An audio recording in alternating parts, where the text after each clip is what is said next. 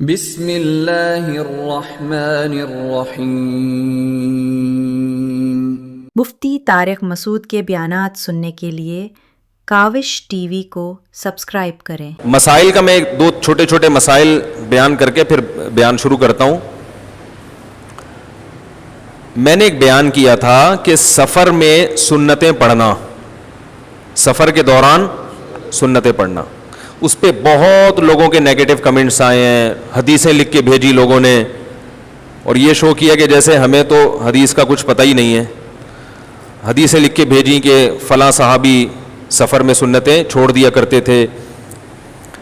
تو پورا بیان غور سے سنا کریں کسی کا، اس کے بعد اس پہ طنز کیا کریں، تبصرہ کیا کریں۔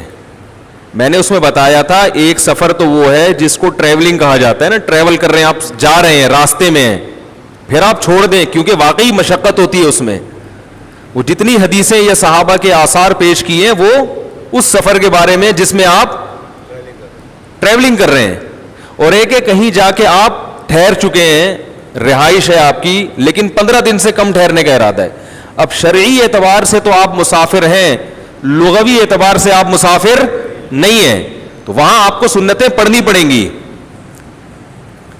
تو اگر آپ میرے خلاف حدیث پیش کرتے ہیں نا، تو ایسی حدیث پیش کریں جس میں کہیں جا کے باقاعدہ قیام کیا ہو، 1 ہفتے کا، 2 ہفتے کا، سکون کی حالت ہو، اطمینان کی حالت ہو، وہاں کیا سنتیں پڑھنی ہے کہ نہیں پڑھنی، اس کے بارے میں کوئی حدیث میرے علم میں نہیں ہے۔ اگر ہے تو آپ بتائیں، میں رجوع کروں گا۔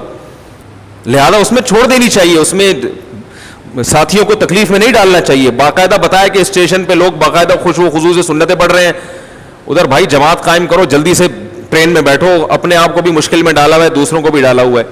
تو یہ اکثر معترضین جو میں فروعی مسائل بیان کرتا ہوں اس پہ جو قرآن و سنت سے میرے خلاف دلائل دیتے ہیں، وہ میرے بیان میں ہی اس کا یا تو جواب ہوتا ہے یا وہ دلیل میرے دعوے کے میں نے وہ دعویٰ کیا ہی نہیں ہوتا، اور وہ اس پہ لے کے جا رہے ہوتے ہیں۔ ایک مسئلہ تو یہ وضاحت کرنی تھی۔ دوسرا ایک اور مسئلہ، ہاں، یہ جو سود کا مسئلہ ہے، سود کا مسئلہ یہ ہے کہ یہ میں نے بتایا نا، ہر آدمی مفتی بنا ہوا ہے، جس کا کام تھا میڈیکل فیلڈ میں وہ بھی، جو جس کا کام تھا پنکھے ٹھیک کرنا وہ بھی مفتی بنا ہوا ہے۔ ابھی کچھ دن پہلے ایسے ہی کسی محترم نے سود کے بارے میں کہا کہ سود چاہے خوشی سے ہو یا مجبوری میں ہو، سود کیا ہوتا ہے؟ سود ہی ہوتا ہے۔ اپنی خوشی سے بھی کوئی دے تو وہ بھی سود ہے۔ ایسا نہیں ہے۔ اگر کوئی اپنی خوشی سے قرضے پر رقم بڑھا کر دیتا ہے تو یہ سود نہیں ہے، بلکہ یہ نبی صلی اللہ علیہ وسلم کی سنت ہے۔ آپ صلی اللہ علیہ وسلم جب بھی قرضہ لیا کرتے تھے، واپسی میں کچھ اضافہ کر کے دیا کرتے تھے۔ هل جزاء الاحسان الا الاحسان، احسان کا بدلہ کیا ہے؟ احسان ہے۔ ہر آدمی جب ٹانگ اڑائے گا نا مختلف یعنی فیلڈ میں، اور یہ پاکستان میں ایسی آزادی ہے، پوری دنیا میں ایسی آزادی کہیں بھی نہیں ہے، ہر آدمی ہر فیلڈ میں ٹانگ اڑا رہا ہے۔ تو سود کے لیے اصول یہ ہے کہ ایگریمنٹ ہونا چاہیے، اور اس ایگریمنٹ کی وجہ سے آپ پابند ہوں۔ اگر پابند نہیں ہے، اپنی خوشی سے جتنا چاہے دو۔ ہاں، بعض دفعہ ایسے ہوتا ہے کہ خوشی ہوتی نہیں ہے، لیبل خوشی کا لگایا جا رہا ہوتا ہے، جو قرضہ دینے والا وہ آپ کی مجبوری سے فائدہ اٹھا رہا ہوتا ہے۔ ایگریمنٹ تو وہ یہ کرتا ہے کہ میں آپ کو 1 لاکھ روپے دے رہا ہوں اور 1 لاکھ ہی لوں گا، لیکن وہ 1 لاکھ روپے دینے کے بعد اسے پتا ہے کہ آپ مجبور ہو، لہذا وہ اس مجبوری سے کچھ فائدے اٹھانا شروع کر دیتا ہے، اور آپ خوشی خوشی اس کے کام کر رہے ہوتے ہو۔ یہ خوشی خوشی ہوتی نہیں ہے، آپ کو پتا ہے کہ نہیں کیا تو پیسے مانگے گا۔ اس کی مثال، ہمارے ایک جاننے والے، ان کی گاڑی خراب ہو گئی، میکینک کو انہوں نے قرضہ دیا ہوا تھا شاید 1 لاکھ روپے، تو وہ میکینک ہمیشہ ان کی گاڑی ٹھیک کر دیتا فری پھوکٹ میں۔ میں نے ان سے کہا یہ خوشی خوشی نہیں کر رہا، اس کو پتا ہے کہ نہیں کروں گا تو پیسے واپس مانگیں گے، تو یہ دیکھنے میں خوشی خوشی ہے، حقیقت میں خوشی خوشی نہیں ہے۔ تو میں نے کہا یہ بھی سود ہی ہے، یہ شبہ ربا ہے، اس میں سود کا شبہ ہے، آپ اس کے پیسے پکڑا دو، پھر دیکھو یہ خدمت کرتا ہے کہ نہیں کرتا۔ تو اگر ایسا نہ ہو اور واقعی دل کی خوشی سے ہو تو پھر یہ جائز کیا، بلکہ یہ تو ثواب ہے کہ ایک آدمی نے بھائی آپ پر احسان کر کے آپ کو قرضہ دیا، تو شریعت بھی کہتی ہے کہ اس نے آپ پر احسان کیا تو آپ بھی اس کی خدمت کرو, مجبور ہو کے نہیں, یعنی اخلاقی لحاظ سے خود کو مجبور نہ سمجھو, نہ معاشرے کے لحاظ سے, خوشی خوشی آپ اس کی خدمت کرو. یہ تو عین نبی صلی اللہ علیہ وسلم کی سنت ہے. اس لیے مسائل علماء سے پوچھا کریں. یہ جو میں نے کہا کہ ہر آدمی ہر ایک کی فیلڈ میں ٹانگ اڑا رہا ہے, تو مجھ پر بھی لوگ یہ اعتراض کرتے ہیں, نہار منہ پانی پینا, اتنے گلاس پانی پینا, یہ ڈاکٹروں کی فیلڈ ہے اور اس میں مفتی صاحب نے ٹانگ اڑائی ہوئی ہے. ابھی میرا ایک نیا بیان اپلوڈ ہوا ہے, پتہ نہیں نہار منہ پانی یا کھانے کے بعد پانی, اس پہ بعض لوگوں نے بہت بولا یہ مفتی بھی ہے, ڈاکٹر بھی ہے, حکیم بھی ہے, پتہ نہیں کیا کیا بننے کی کوشش کرتا ہے. سمجھ رہے ہو؟ اس کا جواب یہ ہے کہ اگر کوئی آپ سے پوچھے کہ اسلام میں کتنی نمازیں فرض ہیں, تو آپ کیا جواب دو گے؟ 5. آپ یہ بولے گے مفتی صاحب سے پوچھو. بولے گے بھائی یہ تو کامن سینس کی باتیں ہیں, اس کے لیے کھوپڑی ہونی چاہیے. ٹھیک ہے نا؟ تو بالکل ایک, بلکہ کوئی مفتی اگر کہ 5 کے بجائے 4 فرض ہیں تو مفتی یہ کوئی ریسرچ سے اس کا تعلق نہیں ہے, بالکل 2 اور 2 4 کی طرح واضح ہے. ختم نبوت کا عقیدہ, تقدیر کا عقیدہ, یہ توحید کا عقیدہ, اس میں عالم مفتی ہونا ضروری نہیں ہے. ایک اور اشکال کا جواب دوں گا. جو میں نے کہا تھا نا قرآن بہت آسان ہے, یہ مجھے یاد دلانا, پھر میں انشاءاللہ سورہ ملک پہ چلتے ہیں. اس کا تعلق مفتی ہونے سے نہیں ہے, یہ تو ہر بچے کو پتا ہوتا ہے. پہلا کلمہ طیب, لا الہ الا اللہ, کلمہ شہادت, یہ بیسک چیزیں ہیں. تو اسی طرح یاد رکھو, میڈیکل سائنس یا صحت کے حوالے سے کچھ چیزیں ایسی ہیں جو فطرت نے انسان کو خود سکھا دی ہیں, اس میں ڈاکٹر سے مشورہ لینے کی ضرورت نہیں ہے. ڈاکٹروں کے پاس جاؤ گے تو معاملہ پیچیدہ بنا دیں گے وہ. تو میں نے وہ بیان کیا تھا, بھائی پانی اتنا پیو جتنی پیاس لگ رہی ہے, خام خواہ میں پانی پھوڑنے کی ضرورت نہیں ہے. یہ پانی کتنا پینا ہے یہ آپ کی باڈی آپ کو بتائے گی, یہ ڈاکٹر صاحب نہیں بتائیں گے. کوئی بیماری ہو تو ایک الگ بات ہے, بعض دفعہ بیماری میں ایک چیز کی مقدار بڑھا دی جاتی. نارمل جو نوجوان, اسی طرح نہار منہ پانی پینا, کتنے لوگ ہیں صبح صبح اٹھ کے 3 4 گلاس پی رہے ہیں. تو نہار منہ کیوں پی رہے ہو؟ جب پیاس نہیں لگ رہی تو کیوں پی رہے ہو پانی بھائی؟ کہنے ڈاکٹر نے کہا ہے کہ اس کے یہ فائدے. او بھائی جان, پانی اللہ کی قسم ایسی چیز نہیں ہے جو انسان ڈاکٹر سے پوچھ کے پیے کہ کب پینا ہے. اور یہ تو آدم, یہ تو اتنی تو کھوپڑی ہونی چاہیے سوچنے کے لیے. میں نے مثال دی تھی, کبھی کسی جانور کو دیکھا صبح اٹھ کے پانی پی رہا ہو, تو اس پہ کہا, ایک صاحب نے کمنٹس کے جانور تو استنجا بھی نہیں کرتا. ارے استنجا کا تعلق صفائی ستھرائی اور تہذیب سے ہے, اور پانی اور کھانے کا تعلق آپ کی باڈی سے ہے. باڈی تہذیب کے معاملے میں انسان کو جانوروں پر قیاس نہیں کیا جا سکتا. کھانے پینے میں تو کیا جا سکتا ہے, ڈاکٹروں کی تو ساری ریسرچ ہی جانوروں پہ ہوتی ہے, پھر انسان پہ کرتے ہیں. وہ ہر تجربہ پہلے جانور پہ کرتے ہیں, کہتے ہیں یار فٹ اب انسان پہ لے کر آؤ اس کو, اس لیے کہ ان کو پتا ہے باڈی کے لحاظ سے جانور اور انسان میں کوئی بڑا فرق نہیں ہے. سمجھ رہے کہ نہیں سمجھ رہے؟ تو سارے جانور صبح صبح اچھے بچوں کی طرح اٹھتے ہیں, کھانے کی فکر میں لگتے ہیں. وہ تو پیاس لگ رہی ہے, رات کو مرغن غذائیں کھا کے سوئے ہیں تو صبح پیاس لگ رہی ہوتی, پی لیں, نہیں لگ رہی تو نہ پئیں. سمجھ میں آ رہی ہے بات کہ نہیں آ رہی؟ تو ہر چیز میں ڈاکٹر کو گھسیڑیں گے. میں آپ کو بتا دوں کہ ڈاکٹروں کی تحقیقات بدلتی رہتی ہیں, کئی تحقیقات بدل چکی ہیں. جو ایسی باتیں کی جو ایب نارملٹی والی باتیں تھیں, وہ پھر بعد میں ریسرچ چینج ہوئی ہے. وہ آج آپ کو فائدے بتا رہے ہیں, یقیناً بہت سے فائدے ہیں, ممکن ہے کل ان فائدوں سے رجوع کریں. وہ عین ممکن ہے کل رجوع کر لیں کہ یار یہ انسان کی باڈی اتنی پیچیدہ ہے کہ کیا کھانے سے کیا کیا اثر ہو رہا ہے یہ 100% معلوم نہیں کیا جا سکتا. ایک فائدہ نظر آ رہا ہے, ممکن ہے اس کا دوسرا نقصان ہو. ہمارے شیخ حضرت مفتی رشید احمد صاحب نے بعض ڈاکٹروں کے کہنے پر صبح صبح پانی پینا شروع کیا. پہلے آہستہ آہستہ عادت ڈال کے حضرت کا پیٹ نکلنا شروع ہو گیا, حالانکہ اتنا ایسے فٹ فاٹ تھے. حضرت نے کہا میں کون سا ایسا نیا کام کر رہا ہوں جس سے میری توند نکل رہی ہے, باقی تو وہی میرا لائف اسٹائل ہے. پتا چلا پانی چھوڑا تو وہ دوبارہ. پھر انہوں نے, حضرت نے ایلوپیتھک کتابیں بھی بہت پڑھی تھی, حکیمی بھی, ہومیوپیتھک بھی, نیم ڈاکٹر تھے وہ. تو حضرت نے پھر قدیم عربی کتابیں نکالی جس میں پرانے حکیم تھے نا, 900-1000 سال پہلے کے جو حکیم ہیں, ان کی کتابوں سے ریسرچ کر کے حضرت نے بتایا. ان کتابوں میں لکھا ہوا تھا کہ نہار منہ پانی پینے سے توند نکل جاتی ہے. ٹھیک ہے نا, اب واللہ عالم یہ آج کی ریسرچ کے لحاظ سے صحیح ہے، بہرحال مشاہدے پر مبنی ایک حقیقت ہے. میں تو یہ واقعات اس لیے نہیں سناتا کہ آپ اس واقعے پر ریسرچ کا مدار نہ رکھیں. ایسے ریسرچ تو ڈاکٹر کے پاس بھی ہوگی، بھائی وہ کیا تھا فلاں کا پیٹ اندر ہو گیا، ہو سکتا ہے یہ بھی ہو. میں تو ایک کامن سینس کی بات کر رہا ہوں کہ اچھے بچوں کی طرح تمیز سے زندگی گزارو، بیمار ہو جاؤ تو کس کے پاس جاؤ؟ ڈاکٹر کے پاس جاؤ. نارمل نوجوان آدمی، صحت مند آدمی اچھے بچوں کی طرح صبح اٹھے، پیاس لگ رہی ہے تو پانی پیے، نہیں لگ رہی تو تمیز سے، بھوک لگ رہی ہے تو ناشتہ کرے، بھوک نہیں لگ رہی تو ناشتہ بھی نہ کرے، فون نہیں کرے ڈاکٹر صاحب کو کہ کیا کرنا ہے. تو یہ کامن سینس کی باتیں ہیں. اور یہ میں آپ کی اطلاع کے لیے عرض کر دوں کہ آج عصر کی نماز کے بعد ایک بہت سینئر ڈاکٹر ہیں، ان سے میری ملاقات ہوئی تو مجھے تو یہی طنز میرے اوپر چل رہے تھے نا مستقل کہ یہ ڈاکٹر کی فیلڈ میں ٹانگ اڑا رہے ہیں، حکیموں کی فیلڈ میں، ڈاکٹروں کی فیلڈ میں، حکیموں کی فیلڈ میں طنز ہو رہے تھے میرے اوپر. تو آج عصر کی نماز کے بعد ایک بہت سینئر ڈاکٹر ہے، میں ان سے ملا. میں نے کہا ڈاکٹر صاحب میں نے بیان میں یہ بات کہی ہے کہ پانی اتنا پیو جتنی پیاس لگ رہی ہے، صبح بلا وجہ پانی پینے کی ضرورت نہار منہ. انہوں نے کہا 100% درست. ٹھیک ہے، یہ ڈاکٹر کی بات بتا رہا ہوں. بڑے بوڑھا ڈاکٹر ویسے بھی زیادہ پڑھا لکھا ہوتا ہے، وہ کافی لوگوں کو قبرستان پہنچانے کے بعد جا کے اس مقام تک پہنچا ہوتا ہے کہ اب وہ تجربہ بھی تو ہوتا ہے نا، ایک مزاح کر رہا ہوں، تجربہ بھی تو ہوتا ہے نا. انہوں نے کہا کہ ان کے الفاظ ہیں فطرت کے کاموں میں ٹانگ نہیں اڑانی چاہیے. یہ ان کے الفاظ بیان کر رہا ہوں. وہ کہتے ہیں میں کبھی مشورہ نہیں دیتا کہ بلا وجہ پانی پیو، پیاس لگ رہی ہے تو پیو، نہیں لگ رہی ہے تو نہیں پیو. انہوں نے کہا صبح اٹھ کے بھی نہیں لگ رہی تو نہیں پیو پیاس. اور اپنے بعض لوگوں کو اس لیے لگ رہی ہوتی ہے صبح اٹھ کے کہ انہوں نے اپنے آپ کو بلا وجہ عادی بنا لیا ہوتا ہے، پی کے نا اتنے گلاس سے شروع کر.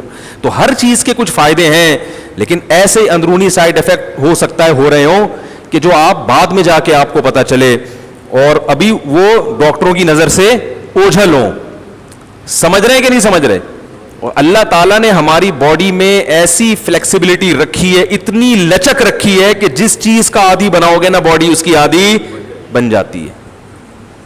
میں ایک کتاب پڑھ رہا تھا، وہ بھی بہت پرانے، ایک علامہ رازی رحمہ اللہ کی تھی یا کسی اور کی، عبادت کی کثرت پر نا انہوں نے بڑی اچھی ایک کتاب لکھی تھی کہ عبادت زیادہ کرنی چاہیے. تو انہوں نے ایک بات لکھی، وہ 800-900 سال پرانی بک ہے، عربی میں تھی وہ.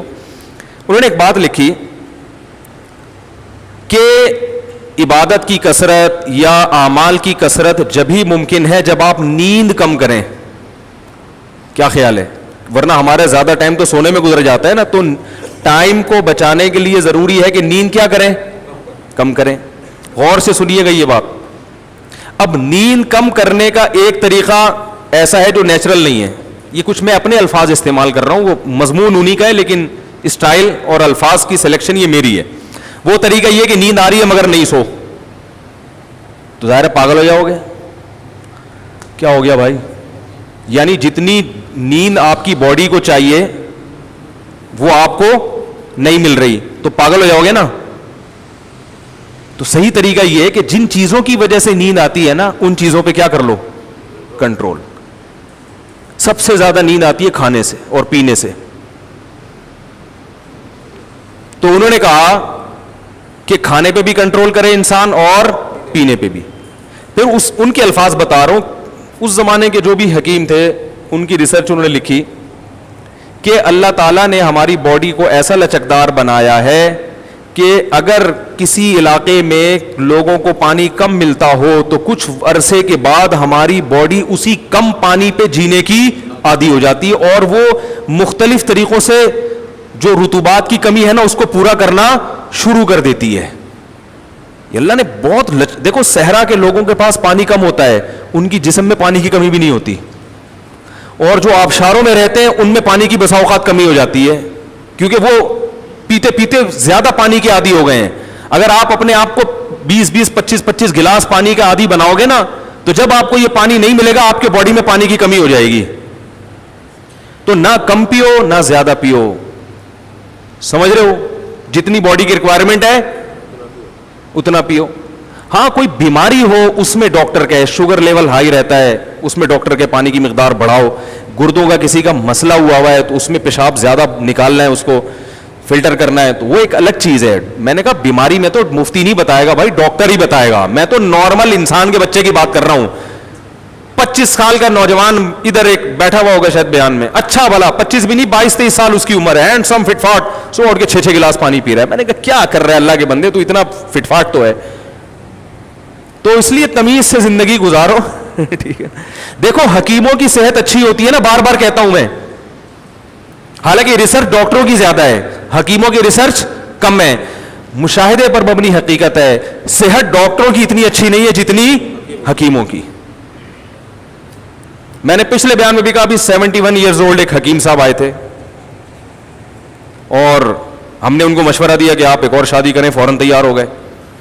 بیوی کا انتقال ہو گیا تھا ان کی, تو اور بالکل صحیح, کوئی بیماری نہیں, نہ شوگر نہ بلڈ پریشر, کوئی بیماری نہیں, فٹ فاٹ, اپنی کلینک میں بیٹھتے ہیں. وہ حیدرآباد میں ہیں, اور بھی کئی, میں نے حکیم مرسلین کو دیکھ لیں آپ, انتقال ہی نہیں ہو رہا ماشاءاللہ, اللہ اور لمبی عمر دے.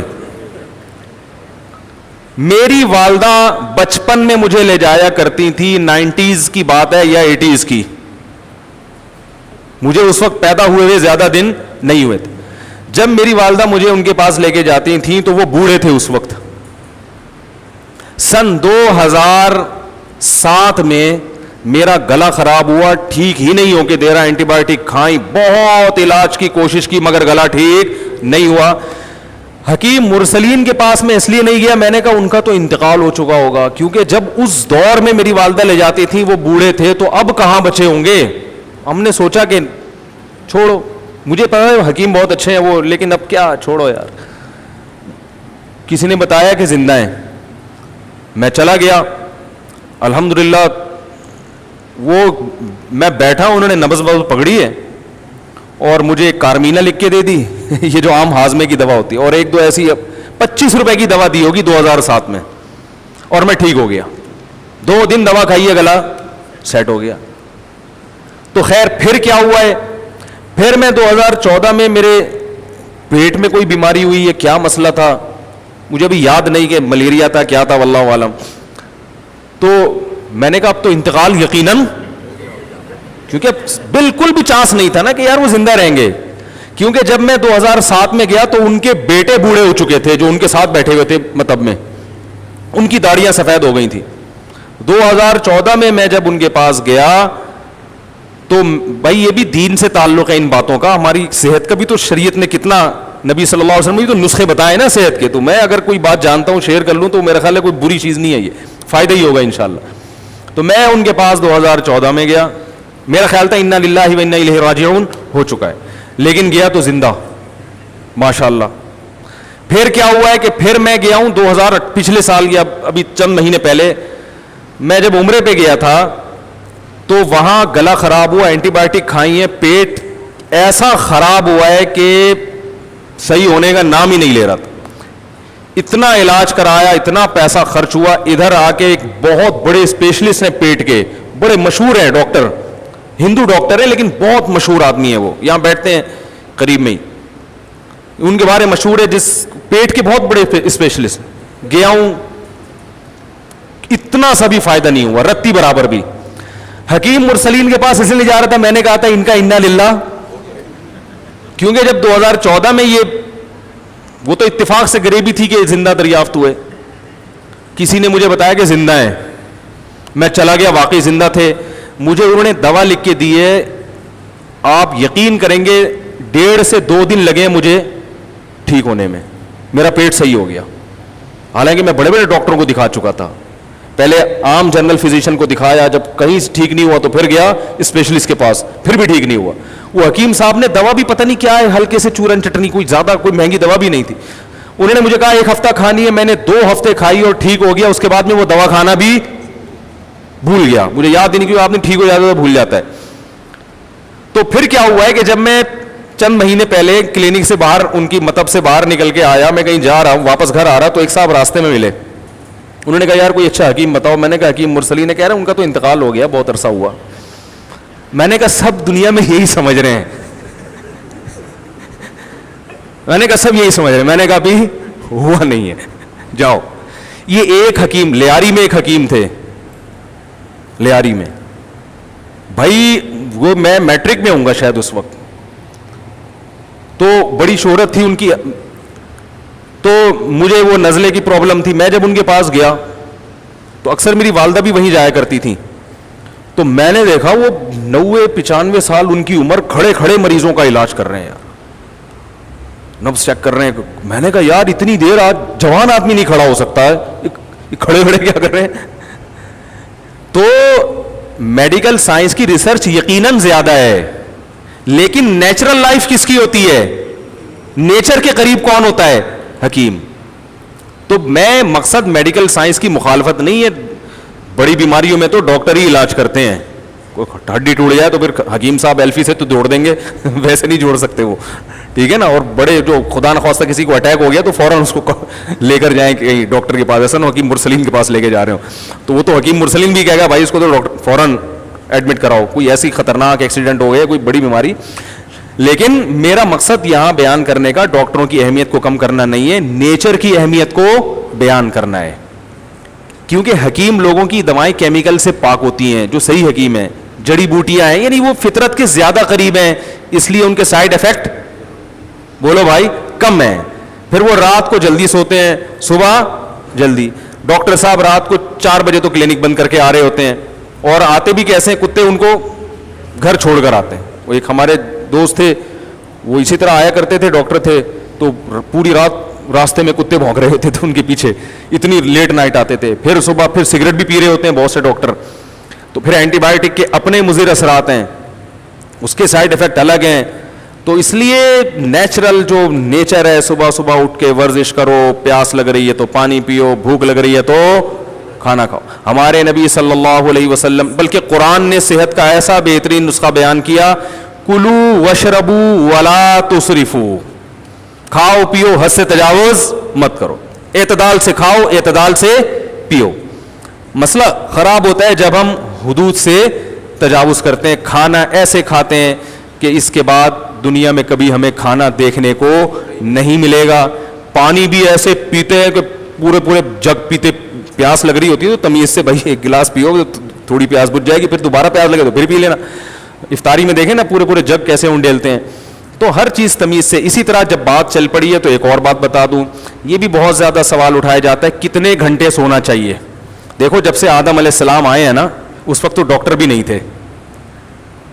سونا کھانا پینا یہ سب کیا ہے, نیچرل ہے یا نہیں ہے؟ تو جو چیزیں انسان کے لیے انتہائی ضروری ہیں وہ فطرت نے انسان کو خود سے سکھا دی ہیں, وہ ڈاکٹروں کی تحقیق پہ بولو نا نہیں رکھی. سونا انسان کی بنیادی ضرورت ہے. کتنا سونا ہے یہ آپ کی باڈی آپ کو خود بتائے گی. ڈاکٹر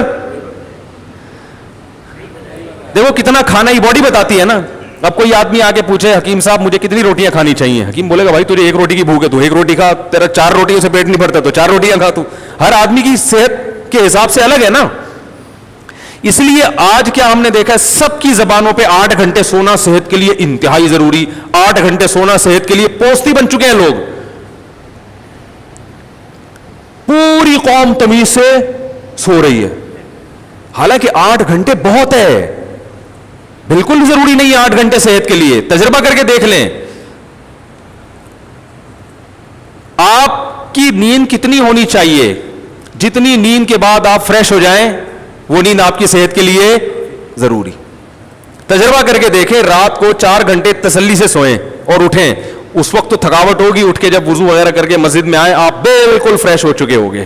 یہ اس کی علامت ہے کہ آپ کے لیے کتنے گھنٹے ضروری تھی رات کی نیند, 4 گھنٹے. اگر آپ فریش نہیں ہو تو آپ بڑھا دو اگلے دن ٹائم, سمجھ رہے ہیں. اور اگر آپ 4 گھنٹے فریش ہیں, آپ 3 گھنٹے سو کے دیکھیں, 3 گھنٹے کے بعد بھی فریش ہو رہے ہیں, اس کا مطلب آپ کے لیے رات صرف 3 گھنٹے کی نیند بھی کافی تھی. ہر ایک کی باڈی, ہر ایک کی خوراک, ہر ایک کی عمر, اس کے لحاظ سے سونے کا معیار مختلف. ہر ایک کا کھانا جیسے دوسرے سے مختلف ہے نا, تو ہر ایک کا سونا بھی دوسرے سے مختلف. دماغی کام زیادہ ہے تو نیند بھی خود بخود, دماغی کام دھیلے کا نہیں کر رہے آج کل لوگ. ہر وقت فضول چیزوں میں, انٹرٹینمنٹ میں اور ان چیزوں میں دماغ تھوڑی تھکتا ہے. ان چیزوں میں دماغ تو فریش ہوتا ہے, اور نیند لے رہے ہیں, گھوڑے بیچ کے سو رہے ہیں. سوتے ہیں ایسا رات کو 2-3 بجے سوئیں گے اور 12 بجے اٹھ رہے ہیں. اور یہ بھی ایک غلط فہمی ہے کہ چھٹی والے دن زیادہ سونا چاہیے, پورے ہفتے کی تھکاوٹ اترتی ہے. 100% غلط ہے, 100% غلط ہے. اگر آپ پورا ہفتہ تھکے ہوئے ہیں تو اس کا مطلب یہ نہیں کہ پورے ہفتے کے نیند کو گھنٹوں کو جمع کر کے اتوار والے دن گریوی لگائیں, وہ ایسا کچھ نہیں ہے. اگر آپ 4-5 گھنٹے گہری نیند سو جاتے ہیں تو پورے ہفتے کی تھکاوٹ, بولو بھائی, اتر جائے گی اس سے. تو میں, اگر آپ اجازت دیں, بیان تو سورہ ملک میں نہیں ہو رہا, اگر آپ مجھے اجازت دیں تو میں سلیپ مینجمنٹ کے حوالے سے کچھ چیزیں آپ کو ساتھ کو بتا دوں. پھر آپ بولتے ہیں یار ہم اصلاحی بیان سننے آتے کیا سونے جاگنے میں لگا دیے مفتی صاحب. یہ بھی ہماری شریعت کا حکم ہے نا کہ تبلیغ میں نکل کے کیا کہتے ہیں, کم کھانا, کم سونا اور کم باتیں کرنا, یہی بولتے ہیں نا. تو کم سونا بھی ہماری شریعت کا حکم ہے تاکہ ٹائم کو ضائع نہ کیا جا سکے. صحابہ دیکھو, قرآن میں صحابہ کے کیا اوصاف ہیں, راتوں کو اللہ کی عبادت کرتے ہیں. تو اگر یہ اتنی لمبی نیند ضروری ہوتی تو عبادت کا ٹائم کب ملے گا؟ تو 2 چیزوں کو نیند میں فوکس کرنا بہت شدید ضروری ہے. زیادہ کھائیں گے تو زیادہ سونا پڑے گا, زیادہ کھاؤ گے تو زیادہ سونا پڑے گا, زیادہ پیو گے تو بھی زیادہ سونا پڑے گا. یہ ذہن میں رکھیں, سمجھ لیں. رات کی چند گھنٹوں کی نیند دن کی کئی گھنٹوں کی نیند سے بہتر ہے. دوسری بات, دن میں قیلولہ لازمی کرنا ہے دوپہر کھانے کے بعد, ایسی کی تیسی. سمجھ رہے ہو, زمین آسمان ادھر سے ادھر ہو جائے, جب آپ نے لنچ کیا دنیا میں کسی کا باپ بھی آپ کو سونے سے نہیں روک سکتا. سمجھ رہے ہو, یہ اتنا ضروری ہے صحت کے لیے دوپہر کا سونا. جن کے مریض بن جاتے ہیں, وہ بیمار ہو جاتے ہیں. جتنے حکیم میں نے دیکھا نا 90-99 سال کے, سب دوپہر کھانے کے بعد سوتے ہیں. نبی صلی اللہ علیہ وسلم نے فرمایا, قیلوا فإن الشیطان لا تقیل, فإن الشیطان لا یقیل. میں اکثر اس حدیث کو لا تقیل پڑھتا ہوں, اصل میں لا یقیل ہے کیونکہ شیطان مذکر ہے نا, وہ مؤنث تھوڑی ہے. فإن الشیطان لا یقیل, آپ نے فرمایا قیلولہ کیا کرو, شیطان قیلولہ نہیں کرتا. کتنی شدید وعید ہے دوپہر نہ سونے پر. تو دوپہر آدھا گھنٹہ 1 گھنٹہ لازمی آرام کریں, چاہے نیند آئے یا نہ آئے. اور پھر رات کو جلدی سو کے جلدی اٹھ جائیں. رات کو آپ جلدی سوئیں, پھر جلدی اٹھ جائیں. جتنا جلدی سوئیں گے, پھر جو ہے نا جلدی اٹھ کے دیکھیں کہ میں فریش ہوں کہ نہیں ہوں. اگر آپ فریش ہیں تو اگلے دن تھوڑی نیند اور کم کریں کہ یار ہو سکتا ہے اس سے کم میں فریش ہو جاؤں. میں 5 گھنٹے سو کے آپ کو محسوس ہوا میں فریش ہوں, تو اگلے دن 4 گھنٹے کر دیں. ہو سکتا ہے 4 گھنٹے بھی فریش ہوں. آپ خام خام میں سوتو خان بنے ہوئے ہیں اور آپ کو لیے 3-4 گھنٹے کی نیند کافی ہو. بعض لوگوں کی صحت اچھی ہوتی ہے, ان کو 3-4 گھنٹے کی نیند بہت ہوتی ہے ان کے لیے. تو ایسے نیند کو آہستہ آہستہ کم کرتے ایک مقام ایسا آئے گا, آپ کو پتا چل جائے گا بھائی بلا وجہ میں 6-8 گھنٹے سو رہا تھا, میں تو اتنی سی دیر سو کے بھی کیا ہو جاتا ہوں, فریش ہو جاتا ہوں. سمجھ میں آ رہی ہے کہ نہیں آ رہی؟ اور پھر یہ 2 ٹائم تو لازمی کرنا ہے. تیسرا ٹائم گریوی والا. وہ گریوی والا یہ ہوتا ہے کہ رات کی نیند آپ نے کم کر لی اور دن میں لازمی قیلولہ کیا. اس کے بعد اگر آپ کو دن میں کوئی ایسا ٹائم آتا ہے کہ نیند کا بہت غلبہ ہونے لگتا ہے آپ کے, بعض دفعہ ایسا ہوتا ہے, تو کہیں بھی دیوار پہ سر رکھ کے تھوڑی دیر کے لیے سو جائیں. وہ 10-5 منٹ کی جو گریوی ہوگی وہ آپ کو ایسا فریش کر دے گی کہ ہٹو بچوں. لوگ کیا کرتے ہیں, جب ایسے جھٹکے آ رہے ہوتے ہیں پھر بستر پہ تمیز سے جا کے 6 گھنٹے کے لیے سو گئے. حالانکہ وہ ایک جھٹکا ہوتا ہے تو 5-10 منٹ میں کیا ہو جاتا ہے, وہ سیٹ ہو جاتے ہو. اس کا علاج ہم کرتے ہیں چائے پی کے, گٹکا کھا کے, جو نیچرل نہیں ہے. یہ میں نے سلیپ مینجمنٹ کا پورا کورس کیا ہوا ہے کئی مہینوں کا, صحیح ہے نا. اور ویسے بھی یہ تو کامن سینس کی باتیں بھی ہیں نا, اس کے لیے یہ تو کامن سینس کی باتیں ہیں. تو آپ نے کیا کرنا ہے بھائی کہ رات کو جلدی اور صبح بہت جلدی اٹھ گئے.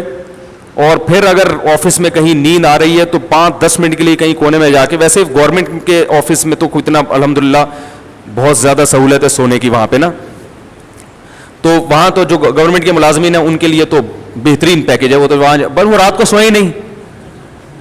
بھائی میں حیران ہوتا ہوں گورنمنٹ کے ملازمین رات کو سوتے کیوں ہیں, دن میں ان کو اتنا ٹائم دیا جاتا ہے. لیکن جو پرائیویٹ کمپنیوں میں جاب کرتے ہیں, بہت نیند آ رہی ہے تو تھوڑا سا سر رکھ کے ایسے سو گئے. آپ دیکھیں 5-10 منٹ آپ کی نیند ہوگی, اور گہری نیند کی علامت ہے خواب آ جائے. اس کے بعد آپ اٹھو, چہرہ وغیرہ دھو کے آؤ, فریش ہو کے بیٹھو, فٹ فاٹ ہو جاؤ گے آپ. تو یہ نیچرل طریقہ ہے. ہمارے اکابر نے اس طرح سے جب نیند پہ کنٹرول کیا نا, تو کم کرتے کرتے کرتے شیخ الحدیث مولانا زکریا رحمۃ اللہ علیہ 2.5 گھنٹے پہ آ گئے تھے. 24 گھنٹے میں 2.5 گھنٹے سوتے تھے وہ. لیکن آپ ایسا نہ کریں, یہ ہر آدمی ہر چیز کا وہ نہیں ہوتا. 2.5 گھنٹے 24 گھنٹے میں سوتے تھے وہ. ان کا معمول یہ تھا, وہ کبھی ایسے بستر پہ لیٹ کے نہیں سوئے. وہ کہتے تھے چلتے پھرتے سونا سیکھو, چلتے پھرتے سو.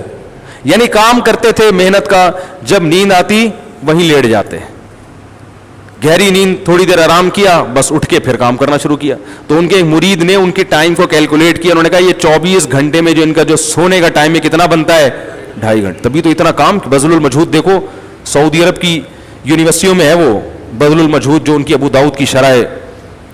تو لیکن میں نہ خود اس پر عمل کرتا ہوں نہ آپ کو کہوں گا. ہماری صحتیں کمزور ہیں, تمیز سے سو جایا کرو بستر پہ لیٹ کے, لیکن کم کریں اس نیند کو.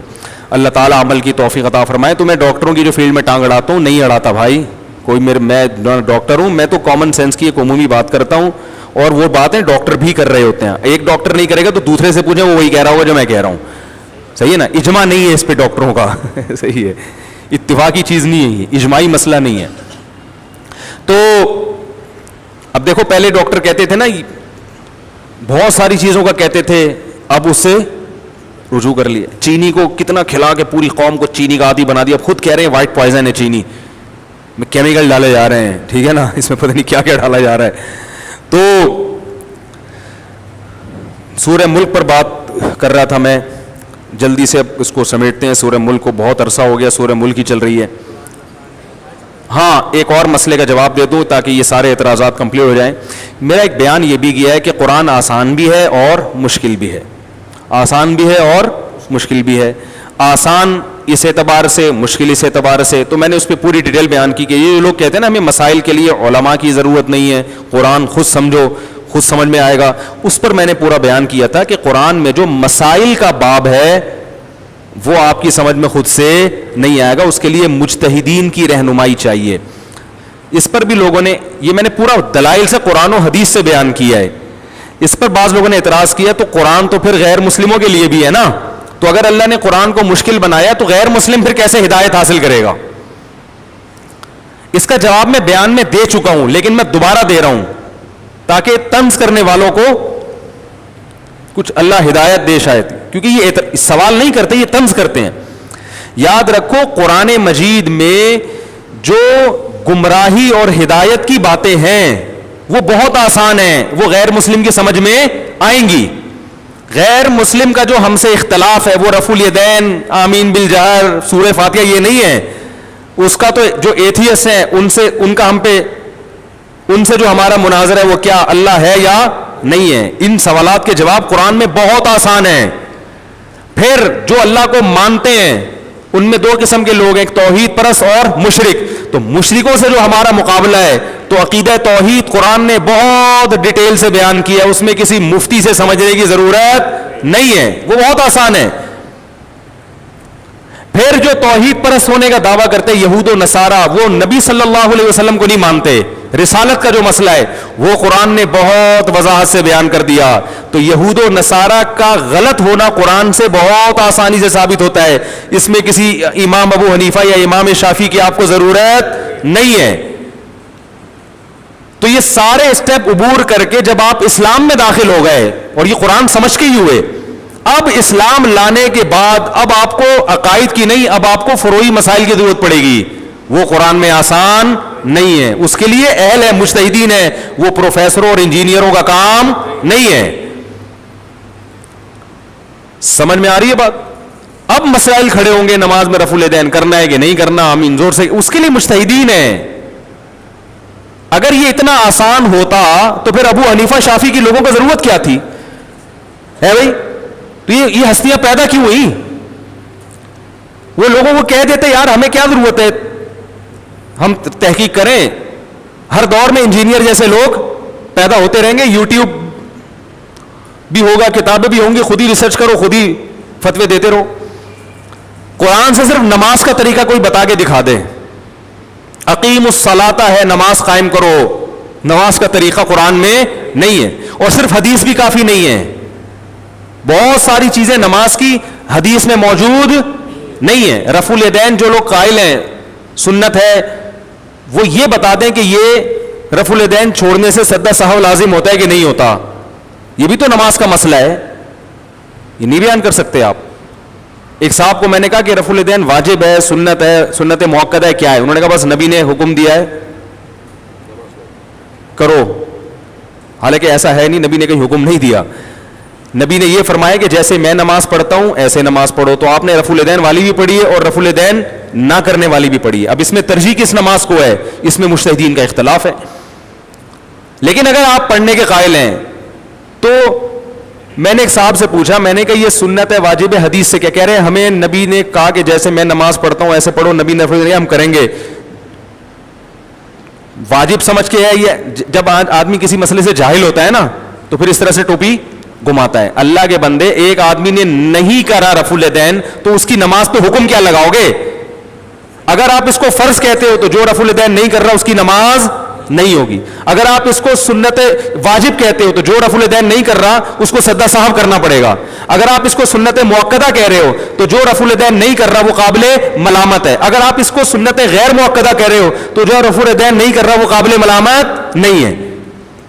باقی چیزوں میں تو آپ فتوے لگا رہے ہوتے ہو نا, یہ سنت موقدہ ہے, یہ واجب ہے, یہ فرض ہے, یہ فلانا ہے. یہ ادھر آ کے چونکہ آپ کے پاس جواب نہیں ہے, اب آپ کیا کرتے تھے, بات کو گھمانا شروع کر دیں. آپ سیدھا سیدھا بولو بھائی اس کا حدیث میں ذکر نہیں ہے, اجتہاد کرنا پڑے گا. تو پتہ چلا نماز کے تمام مسائل حدیث میں نہیں ہے, اجتہاد کرنا پڑتا ہے.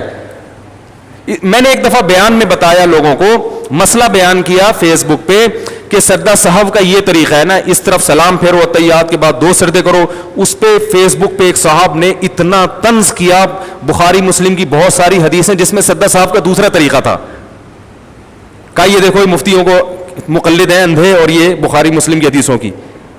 حالانکہ ہم ان حدیثوں کے خلاف نہیں ہیں, اس طریقے کو بھی درست مانتے ہیں. اگر میں نے بیان میں کہا ہوتا کہ وہ والا طریقہ سجدہ سہو کا غلط ہے, پھر آپ وہ حدیث میرے خلاف پیش کرتے. میں جو پیش کر رہا ہوں, اعتراض کرنے والے کو چاہیے تھا وہ یہ دعویٰ کرتا کہ مفتی صاحب نے سجدہ سہو کا جو طریقہ بیان کیا وہ کسی حدیث میں نہیں ہے, پھر اعتراض جاندار ہوتا. نہیں یاری بات سمجھ میں. تو یہ جاہل لوگ ہیں جو سالے یوٹیوب پہ بیٹھ کے مفتی بنے ہوئے ہیں, الو کے کیا بولوں میں ان لوگوں کو, بے غیرتوں کو. اور یہ جو آپ کے انجینئر صاحب ہیں 2-4 ان سے میں سوال کر کے آگے چلتا ہوں, یہ بیٹھنے کے لیے تو یہ زہر کا پیالہ پی لے گا, کبھی سامنے بیٹھ کے بات نہیں کرے گا, یہ کبھی بھی نہیں کرے گا سامنے بیٹھ کے. اس لیے ملا گا مناظروں سے کچھ نہیں ہوتا. بھائی ہم مناظرہ نہیں کر رہے, ہم پیار محبت سے آپ کے ساتھ بیٹھ رہے ہیں. اور آپ نے جو میرے بیانات کے غلط جوابات دیے, صرف میں اس ٹاپک کو اٹھا لوں گا کہ میں نے جتنے بیانات کیے, جو میں نے دعوے پیش کیے, وہ آپ نے اس کے غلط جوابات دیے, اور اس غلط جواب پہ آپ اپنی چمچوں کو الو تو بنا رہے ہیں. اس سے میں الو بننے والا نہیں ہوں, آپ اپنے چمچوں کو الو بنا رہے ہو. سمجھ رہے ہیں؟ عرش والا جو مسئلہ تھا کہ عرش کی مٹی افضل ہے یا نبی کے قبر کی, میں نے کہا علامہ ابن عبد البر نے اس پر اجماع نقل کیا ہے. تو آپ نے علماء دیوبند کے لیے جو غلیظ زبان استعمال کی, آپ وہ علامہ ابن عبد البر کے لیے استعمال کیوں نہیں کر رہے؟ اس کا جو چمچہ سامنے بیٹھا ہوا ہے اس سے کہو کہ یہ سوال تو انجینئر سے کیوں نہیں پوچھتا. اس لیے کہ اس کو پوچھنے پر پابندی ہے. صحیح ہے نا؟ سوال میرا یہ تھا ہی نہیں کہ عرش افضل ہے, یا وہ تو میں نے خود بتایا کہ علماء دیوبند نے یہ جو عقیدہ لکھا ہے یہ متفقون علیہ ہماری رائے کے مطابق نہیں ہے, اس میں دوسری رائے بھی ہو سکتی ہے. لیکن علماء دیوبند پر اس لیے اعتراض نہیں کیا جا سکتا کہ یہ بڑے بڑے محدثین کا یہ عقیدہ رہا ہے, اور اس کی میں نے دلیل بھی دی تھی, وہ دلیل بھی پی گیا ہے بھائی. اور اجماع کا جواب یہ دیا دیوبندی بریلویوں کا اجماع. اب علامہ ابن عبد البر کے وقت وہ کہ دیوبندی بریلوی تھے وہ, لیکن جس چمچے کو سامنے اس نے بٹھایا ہوا ہے اس چمچے پر پابندی ہے. اسے کہا ہے کہ جو سوال میں ریٹن میں لکھ کے دوں اس سے دائیں بائیں ہٹنے کی کوشش کی تو تیری ایسی کی تیسی کر دوں گا میں. اس لیے میں کہہ رہا ہوں مجھے سامنے بٹھا, میں سوال کروں گا, پھر تیرا باپ بھی اس کا جواب دے کے دکھائے تو میں دیکھتا ہوں تو اگلے دفعہ کلپ بنا سکتا ہے کہ نہیں. لیکن میری شرط یہ کہ کیمرہ میرا اپنا ہوگا, یہ شرط. یہ کہتے ہیں ہم نے تو راستہ کھولا جب چاہو آؤ. ارے بھائی میں آؤں گا, کیمرہ مین میرا ہوگا اور لائیو چلے گا یہ, تاکہ کم بخت بعد میں تو ایڈیٹنگ کرتا ہی ہے. اور پتہ نہیں کوئی آزاد جمیل ہے جو اسے بار بار فون کر کے الو بنا رہا ہے. اور وہ بار بار کہتے ہیں میرے پاس مولانا طارق جمیل صاحب کا فون آیا, اتنی کالیں آئیں. وہ بھائی جان کہیں تحقیق کرو وہ آزاد جمیل نہ ہو, وہ آزاد جمیل نہ ہو کہیں. اس نے کئی لوگوں کو اس طرح سے مولانا طارق جمیل صاحب کی آواز بنا کے بیوقوف بنایا ہوا ہے. پھر مولانا طارق جمیل صاحب کا نام استعمال کر کے اپنے آپ کو کیوں مشہور کر رہے ہو؟ تو کٹر دیوبندی ہیں, یہ منافقت نہیں ہے. مولانا طارق جمیل صاحب سے پوچھو ان کے وہی عقیدے جو المحند المفند میں لکھے ہوئے ہیں. کیوں لوگوں کو الو بنا رہے ہو بھائی؟ ایک بات پر قائم تو رہو. آپ بولو میرا عقیدہ ہے جو اس کے خلاف ہے میں نہیں مانتا. اگر مولانا نہیں مانیں گے تو ان کو بھی نہیں مانتا, کراچی کے مفتی نہیں مانتا تو اس کو بھی نہیں مانتا. انہوں نے چونکہ چائے پلا دی, سر پہ ہاتھ رکھ دیا, تو وہ بہت اچھے ہو گئے. ہم نے چائے نہیں پلائی, ہم آپ کے جو ہے نا وہ راز فاش کر رہے ہیں, آپ بہت گندے ہو گئے. اگلا سوال میں اس سے پوچھوں گا, سامنے نہیں بیٹھ رہا نا, پوچھنے تو مجھے کچھ سوال. اگلا سوال میں اس سے پوچھوں گا کہ میں نے یہ کہا تھا کہ عورتوں اور مردوں کی نماز میں جو فرق ہے یہ اجماع امت سے ثابت ہے. کسی حدیث میں نہیں ملتا کہ عورتیں آہستہ لبیک کہیں, مگر ان کو آہستہ لبیک کیوں کہلوایا جاتا ہے؟ اجماع کیوں ہے؟ اس لیے کہ وہ عورت ہے, حیا کا عنصر ہے. کسی حدیث میں نہیں آتا کہ عورت صفا اور مروہ کی سعی چل کے کرے گی. نبی نے تو فرمایا جیسے میں نے حج کیا ایسے کرو. جیسے نبی نے فرمایا جیسے میں نے نماز پڑھی ایسے پڑھو, تو نبی نے حج کے بارے میں بھی تو فرمایا جیسے میں نے حج کیا. لیکن پھر بھی پوری امت کا اجماع ہے کہ عورت دوڑے گی نہیں, کیونکہ وہ کیا ہے؟ عورت ہے. حیا کا عنصر اس میں کیا رہے گا؟ غالب رہے گا. حدیث میں آتا ہے آپ نے پہلے 3 چکروں میں رمل کیا ہے سینہ تان کے, عورت کو رمل کرنے کی اجازت نہیں ہے. حالانکہ کسی حدیث میں عورت کو رمل سے روکا نہیں ہے. پھر بھی پوری امت, چاروں ائمہ جمع ہے کہ عورت رمل, چاروں ائمہ اس بات پر متفق ہیں کہ عورت رمل, بولو بھائی, نہیں کرے گی. اس کا جواب اس نے یہ دیا, عبداللہ بن عمر نے فرمایا عورت آہستہ لبیک کہے گی. جب حدیث کا لفظ بولا جاتا ہے تو اس سے فوراً ذہن کس طرف جاتا ہے؟ قول رسول. کس طرف جاتا ہے؟ ٹھیک ہے, دوسرے درجے میں صحابی کے قول کو بھی حدیث کہا جاتا ہے, اثر کہا جاتا ہے, حدیث کہا جاتا ہے. دوسرے درجے میں جب دعویٰ کیا جاتا ہے نا حدیث لاؤ, تو فوراً کیا مراد ہوتی ہے؟ اور دوسرا, اس کمبخت نے جو صحابہ کے اقوال پیش کیے وہ بھی ضعیف. ایک روایت میں ابن جریج مدلس ان سے روایت کر رہا ہے, خود چیخ چیخ کے تھک گیا, ہر بیان میں کہتے ہیں ضعیف حدیث ہے, یہ حنفیوں کا کام اور فلانے کا کام اور گمراہ لوگوں کا کام, اور تم کمبخت تم چیلنج قبول کر کے بھی قوم کو کیا بنا رہے ہو؟ ضعیف روایتیں پیش کر رہے ہو. یہ سوال میں اس کو سامنے بٹھاؤ تو پوچھوں گا, ٹھیک ہے نا. چاروں ائمہ کا اتفاق ہے, ابو حنیفہ, شافعی, مالکی, احمد ابن حنبل, کے عورت سمٹ کے نماز پڑھے گی. اور میں نے یہ بھی دعویٰ کیا تھا صدیوں تک کوئی ایک مفتی بھی نہیں دکھا سکتے, ایک فقیہ بھی, جس نے یہ فتویٰ دیا ہو کہ عورت مردوں کی طرح چوڑی ہو کے نماز پڑھے گی. یہ فتویٰ سعودی عرب سے امپورٹ ہوا ہے. بن باز جو کٹر سلفی تھے, ٹھیک ہے, متقی عالم تھے, پرہیزگار تھے, مانتے ہیں, لیکن ان کے کچھ مسائل اجماع امت کے خلاف ہیں. علامہ بن باز, شیخ صالح العثیمین اور ناصر البانی, یہ تینوں ہماری نظر میں قابل احترام عالم ہیں, لیکن ان تینوں علماء کے کچھ تفردات ہیں جو پوری امت کے خلاف ہیں. ان تفردات کو نہیں مانا جائے گا, جس میں 3 طلاق کو 1 کہنا, یہ تفرد تو ابن تیمیہ نے شروع کیا. اسی طرح عام موضوع پہ مسا کر لینا, پہلے کوئی بھی قائل نہیں تھا اس کا.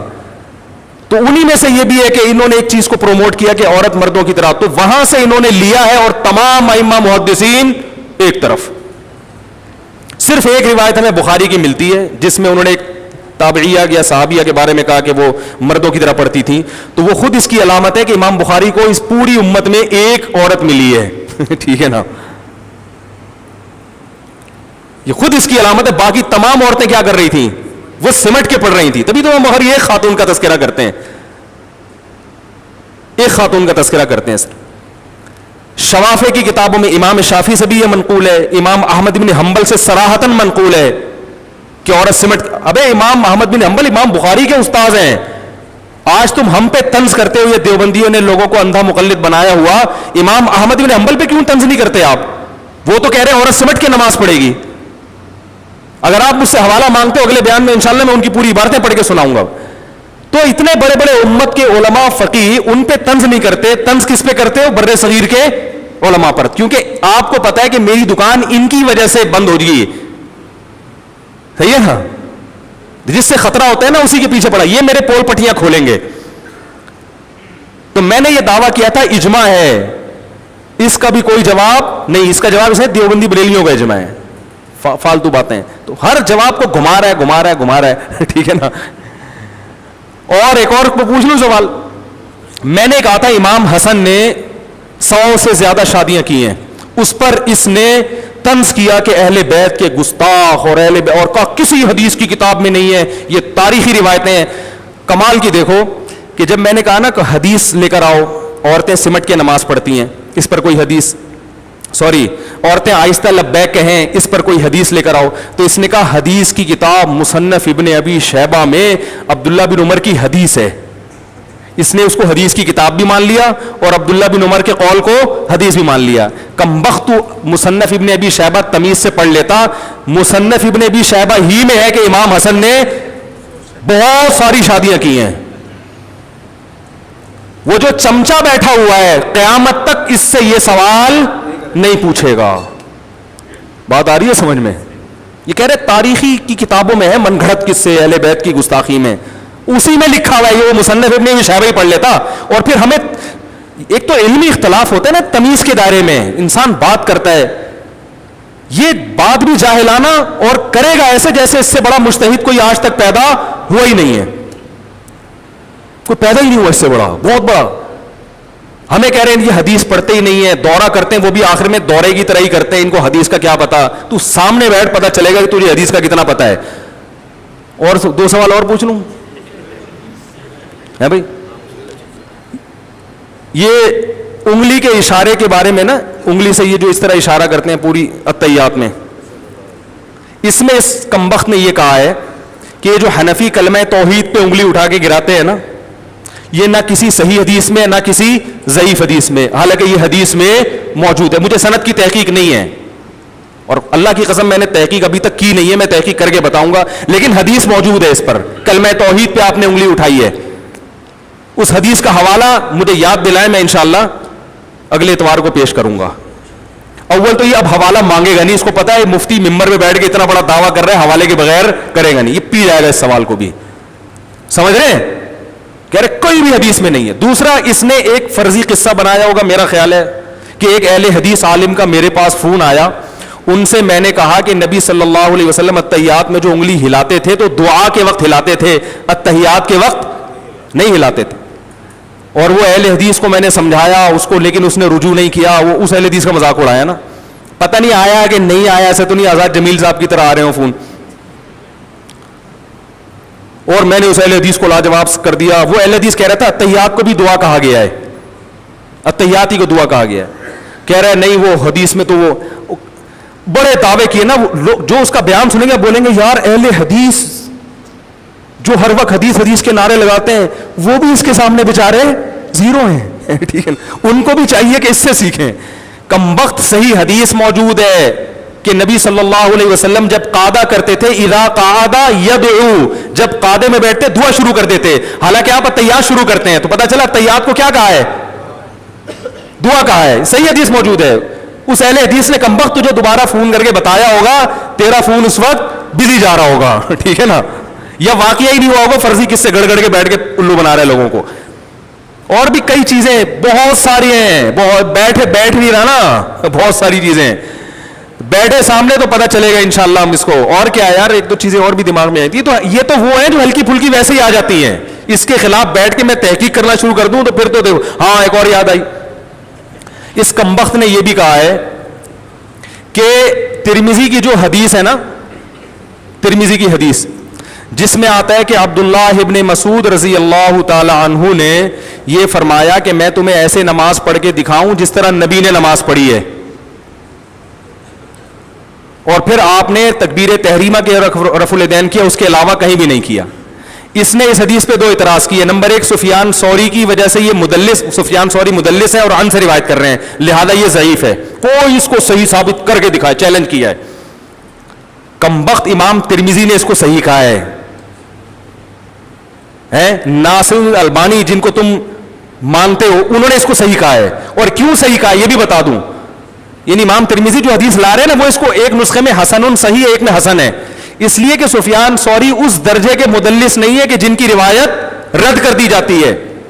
اس کمبخت کو علم حدیث کی کک بھی نہیں پتا, بس ایک لفظ تدلیس کا سن لیا کہ مدلس کی عن قبول نہیں ہوتی اور وہ سب پہ تھوپ رہا ہے.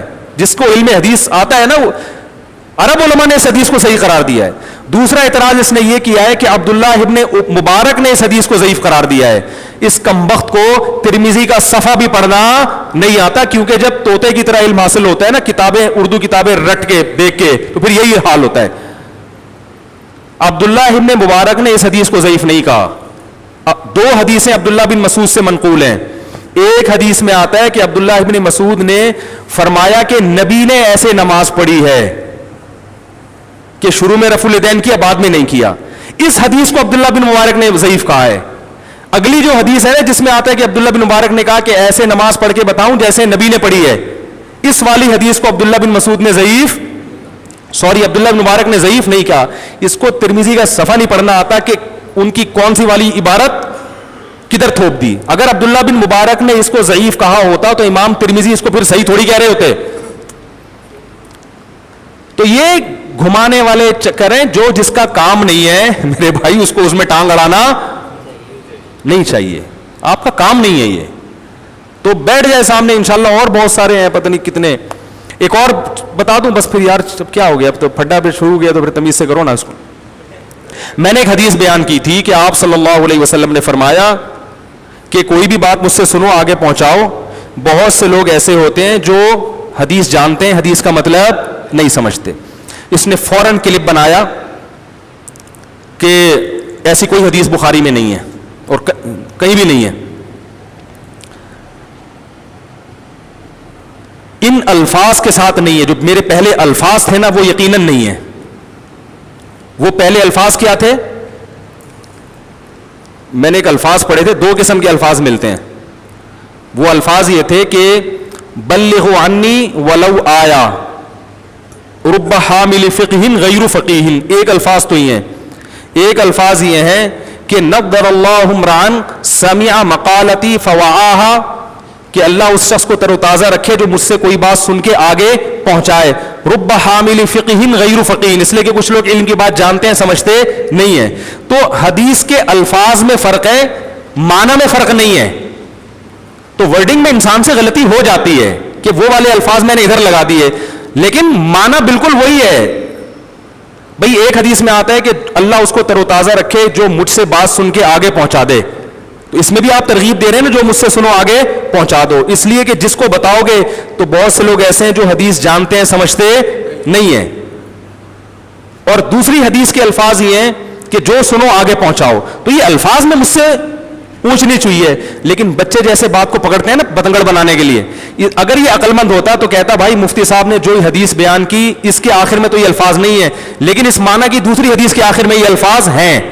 تو جو اصل عبارت تھی, جو اصل فوکس جس کو کرنا تھا اس کو پی گیا, جس بات سے فتنہ پھیل سکتا تھا اس کو اچھال دیا. اب یہ تھا کہ یہ لوگ کہتے ہیں ہر آدمی حدیث کا مطلب سمجھتا ہے, لہذا ہمیں کسی مجتہد کی تقلید کی ضرورت نہیں ہے, جبکہ ہمیں حدیث سے پتہ چلتا ہے کہ ہر آدمی ہر حدیث کا مطلب نہیں سمجھتا.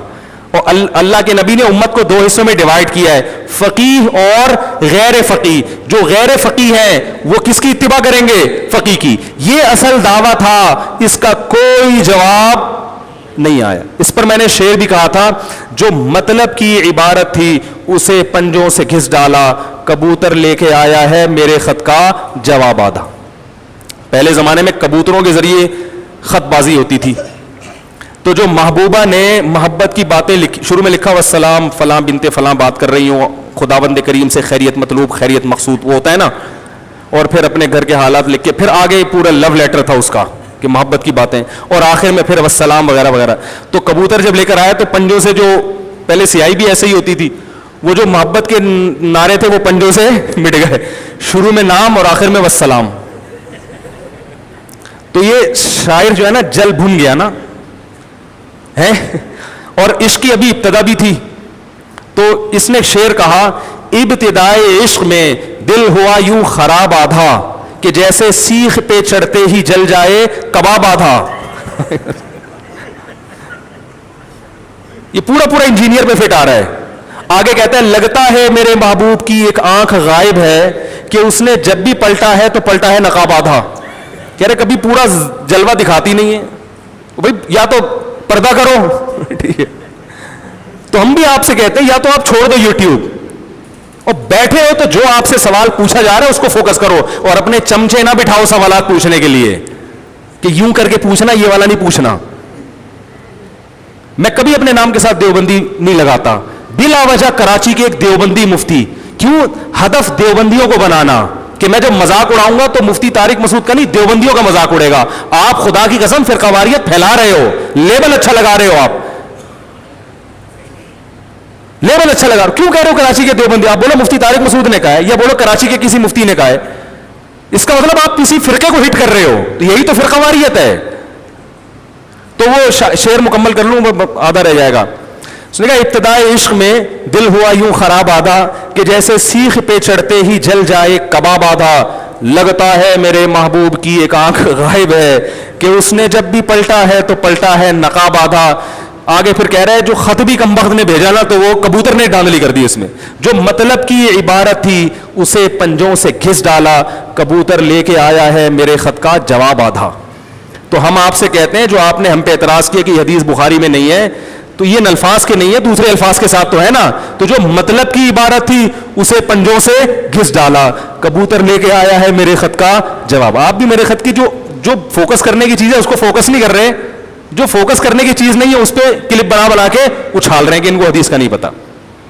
تو یہ صاحب ہیں انجینئر صاحب کی تھوڑی سی اوقات میں نے بیان کی ہے. اللہ کرے حضرت کو توبہ کی توفیق مل جائے, اور جو کام ہے پنکھے ونکھے ٹھیک کرنے کا وہ شروع کر دیں. سمجھ میں آ رہی ہے بات؟ کہاں سے کہاں چلے گا یار, آج پڑھ گیا میں بالکل ہی. جمعے کی 2 رکعتیں فرض ہیں یا واجب, اور کیا جمعے کی نماز عید کی نماز عورت کو پڑھنا چاہیے؟ میری رائے تو یہ ہے کہ اس زمانے میں عید کی نماز میں بھی عورت کو شرکت کرانی چاہیے اور جمعے کی نمازوں میں بھی. وہ پہلے زمانے میں فتنہ تھا, اب بھی فتنہ تو ہے مگر نہ آنے میں زیادہ فتنہ ہے. عورتیں بالکل دین سے کٹ رہی ہیں, ہر جگہ جا رہی ہیں دنیا میں, مسجد میں نہیں آ رہی ہیں. تو اس لیے میری ٹوٹی پھوٹی رائے ہے کہ بھائی اس زمانے میں جمعے کے لیے بھی خواتین کا انتظام ہونا چاہیے اور عید کی, کیونکہ اصل مسئلہ تو یہی ہے. اچھا میرے بھائی, نبی صلی اللہ علیہ وسلم نے صحابہ کو فرمایا تھا کہ جمعے کے دن غسل کر کے آؤ, اس سے کیا مراد ہے؟ اگر اس سے جمعے کو غسل کرنا لازم ہے, نبی صلی اللہ علیہ وسلم نے جمعے کے دن غسل کو شروع میں واجب قرار دیا تھا, اس کے بعد یہ وجوب منسوخ ہو گیا, سنت باقی ہے. تو سنت ہے اور ہفتے میں کم از کم ایک دن غسل کرنا سنت مؤکدہ ہے, اور جمعے کے دن کرنا وہ سنت کر لیا کریں, فائدہ ہوگا انشاءاللہ. اگر کسی گھر میں دعوت میں بے پردگی ہو تو اس میں شرکت کرنا کیسا ہے؟ اگر بالکل مس گیدرنگ ہے, جو طوفان بدتمیزی ہوتی ہے, تو اس میں شرکت نہیں کر سکتے آپ. مودی صاحب میں جب پگڑی پہنتا ہوں اور اظہار اوپر رکھتا ہوں تو والدہ منع کرتی ہیں. بھائی نہیں, پگڑی پہننا تو کوئی ضروری نہیں ہے, والدہ منع کریں تو نہ پہنیں, لیکن اظہار اوپر رکھیں, والدہ کے منع کرنے سے کچھ نہیں ہوگا. درس نظامی کو درس نظامی پھر بتائیں گے, یہ تاریخی سوال ہے. مفتی صاحب ہمارے سیٹ صاحب بغیر حساب و کتاب کے سالانہ زکوٰۃ نکالتے ہیں, اگر وہ احتیاطاً زیادہ نکال دیتے ہیں اس لیے حساب نہیں کر رہے تو پھر ٹھیک ہے. بعض لوگ زیادہ نکالتے ہیں, کون حساب کرے, چلو اضافی نکال دو. ہمارے سیٹ صاحب تو حنفی ہیں مگر عصر کی نماز غیر مقلد کے وقت پر پڑھنے پر مجبور کیا کرنا چاہیے. عصر کی جو نماز ہے نا, صحیح بخاری صحیح مسلم کی حدیث ہے کہ جبریل علیہ الصلاۃ والسلام نے رسول اللہ صلی اللہ علیہ وسلم کو عصر کی نماز پڑھائی جب ہر چیز کا سایہ ایک مثل ہو گیا تھا, جس پہ اہل حدیث لوگ نماز پڑھتے ہیں. احناف کے ہاں جو رواج ہے نا وہ کتنا ہو جاتا ہے سایہ؟ بولو بھائی, 2 مثل, یعنی ہر چیز کا سایہ دگنا ہو جاتا ہے. تو بخاری مسلم کی حدیث ہے, جبریل علیہ السلام نے نماز کب پڑھائی نبی صلی اللہ علیہ وسلم کو؟ جب ہر چیز کا سایہ ایک مثل ہو گیا تھا, اور دوسرے دن پڑھائی جب ہر چیز کا سایہ 2 مثل ہو گیا, اور فرمایا ان دونوں وقتوں کے درمیان کون سا وقت ہے؟ بولو نا بھائی, عصر کا وقت. اس حدیث کی بنیاد پر اہل حدیث حضرات بھی جلدی نماز پڑھتے ہیں, امام شافعی بھی, امام احمد بن حنبل بھی, امام مالک بھی, اور حنفیہ میں صاحبین کا بھی یہی مذہب ہے. یعنی تمام حنفیوں کا اتفاق نہیں ہے کہ دوسرے مثل پہ پڑھنا ہے, بلکہ پہلے مثل پہ ہی جو شافی وقت ہے نا, جس کو ہم شافی وقت سے تعبیر کرتے ہیں. تو امام ابو یوسف اور امام محمد کا بھی یہ مذہب ہے. امام ابو حنیفہ کی رائے یہ ہے کہ جب ہر چیز کا سایہ 2 مثل ہو جائے تو عصر کی نماز پڑھنی ہے. سمجھ رہے ہو ان کی دلیل کیا ہے؟ بخاری مسلم کی حدیث ہے, آپ صلی اللہ علیہ وسلم نے مثال دی, فرمایا کہ تمہاری اور پچھلی امتوں میں فرق ہے. حدیث کا مفہوم بیان کر رہا ہوں. آپ نے فرمایا یہ فرق ہے کہ ایک مزدور فجر سے لے کے ظہر تک مزدوری کرتا ہے, 1 قرات اجر ملتا ہے. ایک مزدور ظہر سے لے کے عصر تک مزدوری کرتا ہے, 1 قرات ملتا ہے. اور ایک مزدور عصر سے مغرب مزدوری کرتا ہے اور اس کو 2 قرات ملتے ہیں. تو یہود و نصارہ ایسے ہیں کہ جنہوں نے فجر سے ظہر تک مزدوری کی, عمل بہت زیادہ, اجر کتنا؟ 1 قرات. اور ظہر سے عصر تک کی, عمل بہت زیادہ, اجر کتنا؟ 1 قرات. اور ہماری امت کیا؟ عصر سے مغرب, عمل تھوڑا, اجر پتہ چلا عصر سے مغرب کا وقت بہت. بولتے کیوں نہیں بھائی تھوڑا ہے؟ تو امام حنیفہ کو لوگ بیوقوف سمجھتے ہیں معذرت کے ساتھ, وہ سمجھتے ہیں ان کو حدیثوں کا پتہ ہی نہیں تھا. یہ مثال فٹ ہی نہیں بیٹھتی اگر ہم عصر بالکل پہلے وقت میں, کیونکہ پھر ظہر اور عصر کا ڈسٹینس اور عصر مغرب کا تقریباً برابر ہو جاتا ہے. مثال ایسی چیز کی دی جاتی ہے جو بالکل واضح ہو. بھائی دیکھو کسی کی بہادری کی مثال شیر سے دی جائے گی نا, جس کی بہادری دنیا میں مشہور, تاکہ فوراً سمجھ میں آ جائے کہ زید شیر ہے کہتے ہیں نا. اب میں مثال دے رہا ہوں زید ایسے جانور کی جس کی بہادری کے لیے آپ کو گوگل پہ سرچ کرنا پڑ رہا ہے بھائی, گوگل پہ سرچ کرنا. میں نے کہا ایک جانور ہے ساؤتھ افریقہ کے جنگلوں میں فلاں جگہ پہ رہتے ہیں, انگلش میں اس کا نام یہ, پاکستان میں تو پایا نہیں جاتا, تم وہ. تو یہ مثال بلاغت کے خلاف. ظہر اور عصر اور مغرب کا وقت جو شافی وقت ہے نا وہ تقریباً برابر ہے. تو نبی صلی اللہ علیہ وسلم ایسی چیز کی مثال دے ہی نہیں سکتے جو بالکل واضح نہ ہو. یہ مثال جب ہی فٹ بنے گی کہ عصر کو قریب کیا جائے مغرب کے. اس لیے جو حدیث جبریل ہے اس کا کیا جواب ہے؟ تو اس کے 2 جواب دیے گئے کیونکہ یہ حدیث بالکل صحیح ہے. دوسری بات, امام ابو حنیفہ کا مذہب یہ ہے, یہ خوب سمجھو, اس کو نہ سمجھنے, مذہب کہتے ہیں رائے کو. لوگ کہتے ہیں کہ اسلام کے علاوہ کوئی اور مذہب تھا. مذہب رائے کو بھی کہتے ہیں, ان کے اصول کو بھی کہتے ہیں. امام حنیفہ کا ایک اصول یہ بھی ہے کہ وہ سب سے پہلے قرآن کو فوکس کرتے ہیں.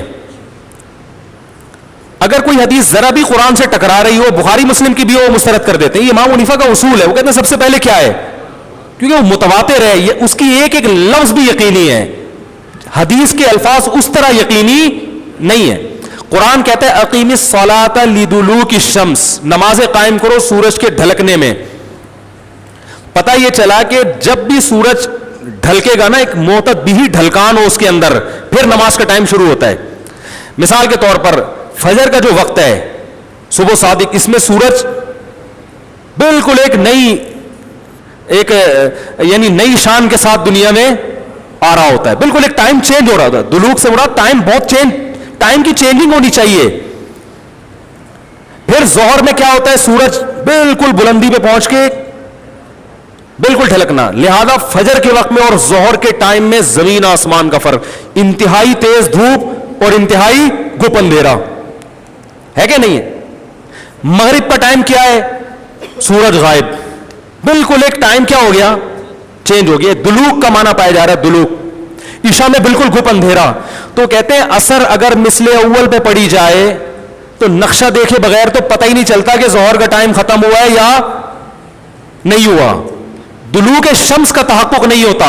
سورج میں کوئی معتدل ڈھلان, یعنی سورج کے ڈھلکنے سے ٹائم پہ کوئی فرق نہیں پڑ رہا ہوتا. تو پتہ چلا کہ سورج صحیح طرح سے بھی ڈھلکا نہیں ہے.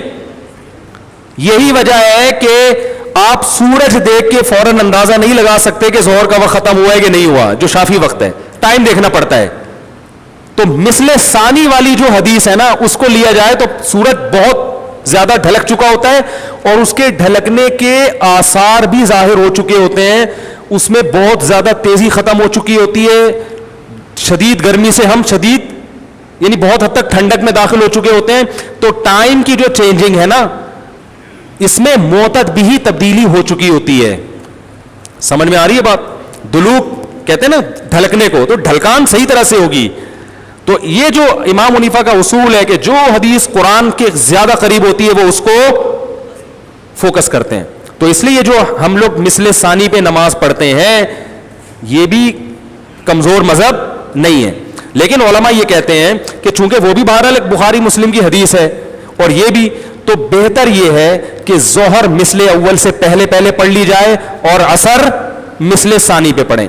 ایک اشکال ہوگا وہ بتا کے پھر بات ختم کرتا ہوں.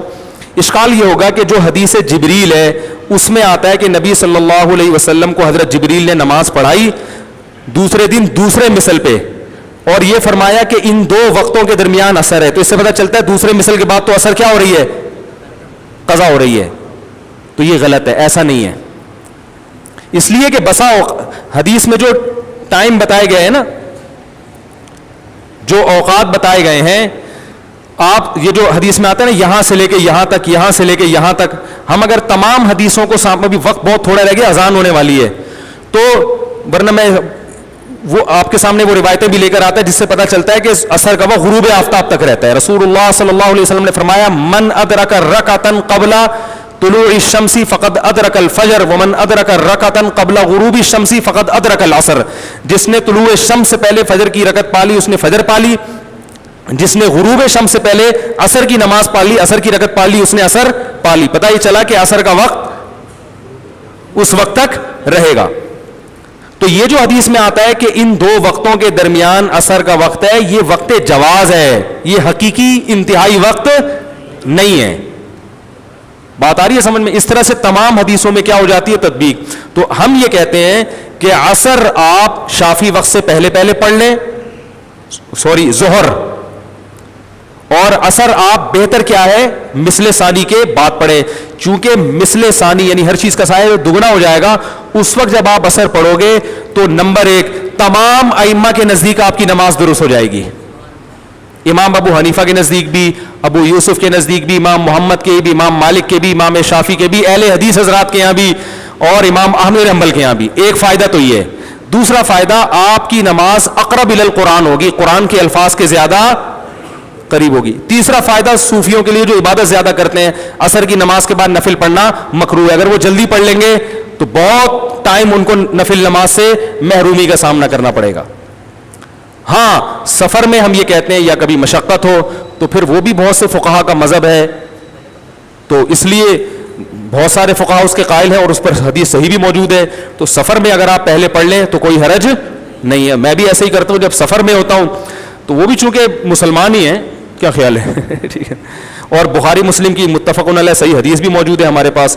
تو سفر میں یہی کرتا ہوں کہ بھئی نماز قضا ہونے سے بچانے کے بجائے بہتر ہے کہ شافی وقت پہ پڑھ لی جائے, تو اس میں آسانی ہے, سہولت ہے. جہاز میں آپ جا رہے ہیں, پتہ نہیں بعد میں ٹائم ملے نہ ملے, خواتین ساتھ میں ہو تو اور پرابلم ہوتی ہے, پھر پردے کے مسائل ہوتے ہیں, تو پھر اس کا فائدہ ہم اٹھاتے ہیں اس اختلاف کا. تو اس طرح سے تمام روایتوں میں کیا ہو جاتی ہے میرے بھائی, تطبیق ہو جاتی ہے. ٹھیک, اس سے کچھ نہیں ہوتا. بات صحیح ہونی چاہیے بے شک کتنی پرانی ہو, بلکہ پرانا ہونے سے وہ اور مضبوط ہو جاتی ہے کہ یار 1000 سال کا تجربہ ہے. کوئی نئی بات کرے نا اس میں انسان کنفیوز ہوتا ہے کہ یار کوئی نئی چیز لایا ہے مارکیٹ میں, پتہ نہیں ابھی تجربے تو نہیں کر رہا ہم پہ. پیناڈول پرانی دوا ہے نا بخار کے لیے, کیا خیال ہے؟ ارے پیراسیٹامول وہی فارمولا ہے نا پیناڈول کا بھی, پرانی دوا ہے نا. تو بخار میں لوگ کھا لیتے ہیں, یار پیناڈول ہے, ابھی تک تو کوئی کھا کے نہیں مرا تو انشاءاللہ میں بھی نہیں مروں گا. لیکن اب بخار کی کوئی نئی میڈیسن آ جائے مارکیٹ میں تو ڈاکٹر خود بھی کھاتے ہوئے ڈرے گا. پہلے کتوں کو کھلائی جائے گی وہ, یار ان پہ تجربہ کرو.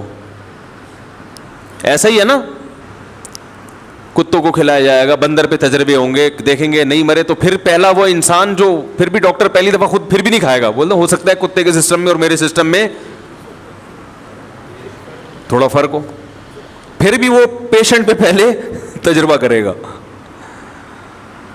تو اسلام کی باتیں اگر, اور یہ تانا پرانی باتوں کا پیغمبروں کو بھی دیا گیا ہے. قرآن سے پتہ چلتا ہے کہ جب کوئی نیا پیغمبر آیا, نئے پیغمبر آئے, انہوں نے باتیں کی تو مخالفین نے اعتراض یہ کیا اساطیر الاولین، پرانی لوگوں کی پرانی تحریریں، پرانی باتیں. اسطورہ سطر سے نکلا ہے، لکھی ہوئی چیز کو اسطورہ، یعنی وہ تو کتابیں پیش کرتے تھے نا، آسمانی کتابیں اور صحیفے. پرانے قصے کہہ رہے ہیں یہ تو پرانے باپ دادے کی کہانیاں ہیں، وہ بھی یہی کہا کرتے تھے، نوح علیہ السلام نے بھی یہی باتیں کی ہیں، اور ہود علیہ السلام بھی یہی کہہ کر گئے، ابراہیم علیہ السلام بھی یہی باتیں. دنیا کہاں سے کہاں پہنچ گئی ہے، 3000 سال 4000 سال قبل مسیح والی جو لیڈر گزرے ہیں ان کی باتیں کر رہے ہیں. یہ سمجھ میں آ رہی ہے؟ یہ پرانی باتیں ہونے کا تانا، یہ تانا بہت پرانا ہو گیا ہے. تو جب کوئی یہ تانا دیا کرے نا کہ یہ مولانا لوگ وہی پرانی باتیں کر رہے ہیں، تو آپ کو تمہارے تانے بھی بہت پرانے ہیں، کوئی نئی چیز مارکیٹ میں لاؤ. اگر پرانا ہونے کی وجہ سے مولانا کی باتیں غلط ہیں تو تمہارے یہ تانے بھی کوئی نئے نہیں ہیں، یہ تو بہت پرانے تانے ہیں. کچھ اور لے کر آؤ مارکیٹ میں یار. اساطیر الاولین، پرانے لوگوں کے پرانے قصے. بس یہی باتیں، وہ نبی صلی اللہ علیہ وسلم پر بھی یہی اعتراض کی. تو بات صحیح ہونی چاہیے. اگر صحیح بات ہے تو جتنی پرانی ہوگی اس کی ویلیو اتنی بڑھ جائے گی، اس کی ویلیو اتنی بڑھ جائے گی. میں اکثر حکمت کے ٹوٹکے بھی بتاتا رہتا ہوں نا. حکیموں کی بعض دوائیں بعض بیماریوں کے لیے ایسی ہیں جو بہت پرانی ہیں. کسی کی 1500 سال پرانا نسخہ، کوئی 1000 سال پرانا نسخہ، کوئی 2000 سال پرانا نسخہ، تو وہ نسخے استعمال ہوتے چلے آ رہے ہیں اور انسان کو ان سے ہمیشہ، بولو بھائی، فائدہ ہوا ہے. وہ ایسے نسخے ہیں کہ کبھی کسی حکیم کو قبرستان پر ان کی نسخوں کی وجہ سے منہ چھپا کے گزرنا نہیں پڑا. بعض دفعہ ایسے گزرتے ہیں نا کہ میرے پہنچائے ہوئے لوگ ہیں تو شرم آ رہی ہوتی ہے گزرتے ہوئے وہاں سے حکیم صاحب، تو وہ کھایا کریں، گھر میں لا کے رکھ لیں.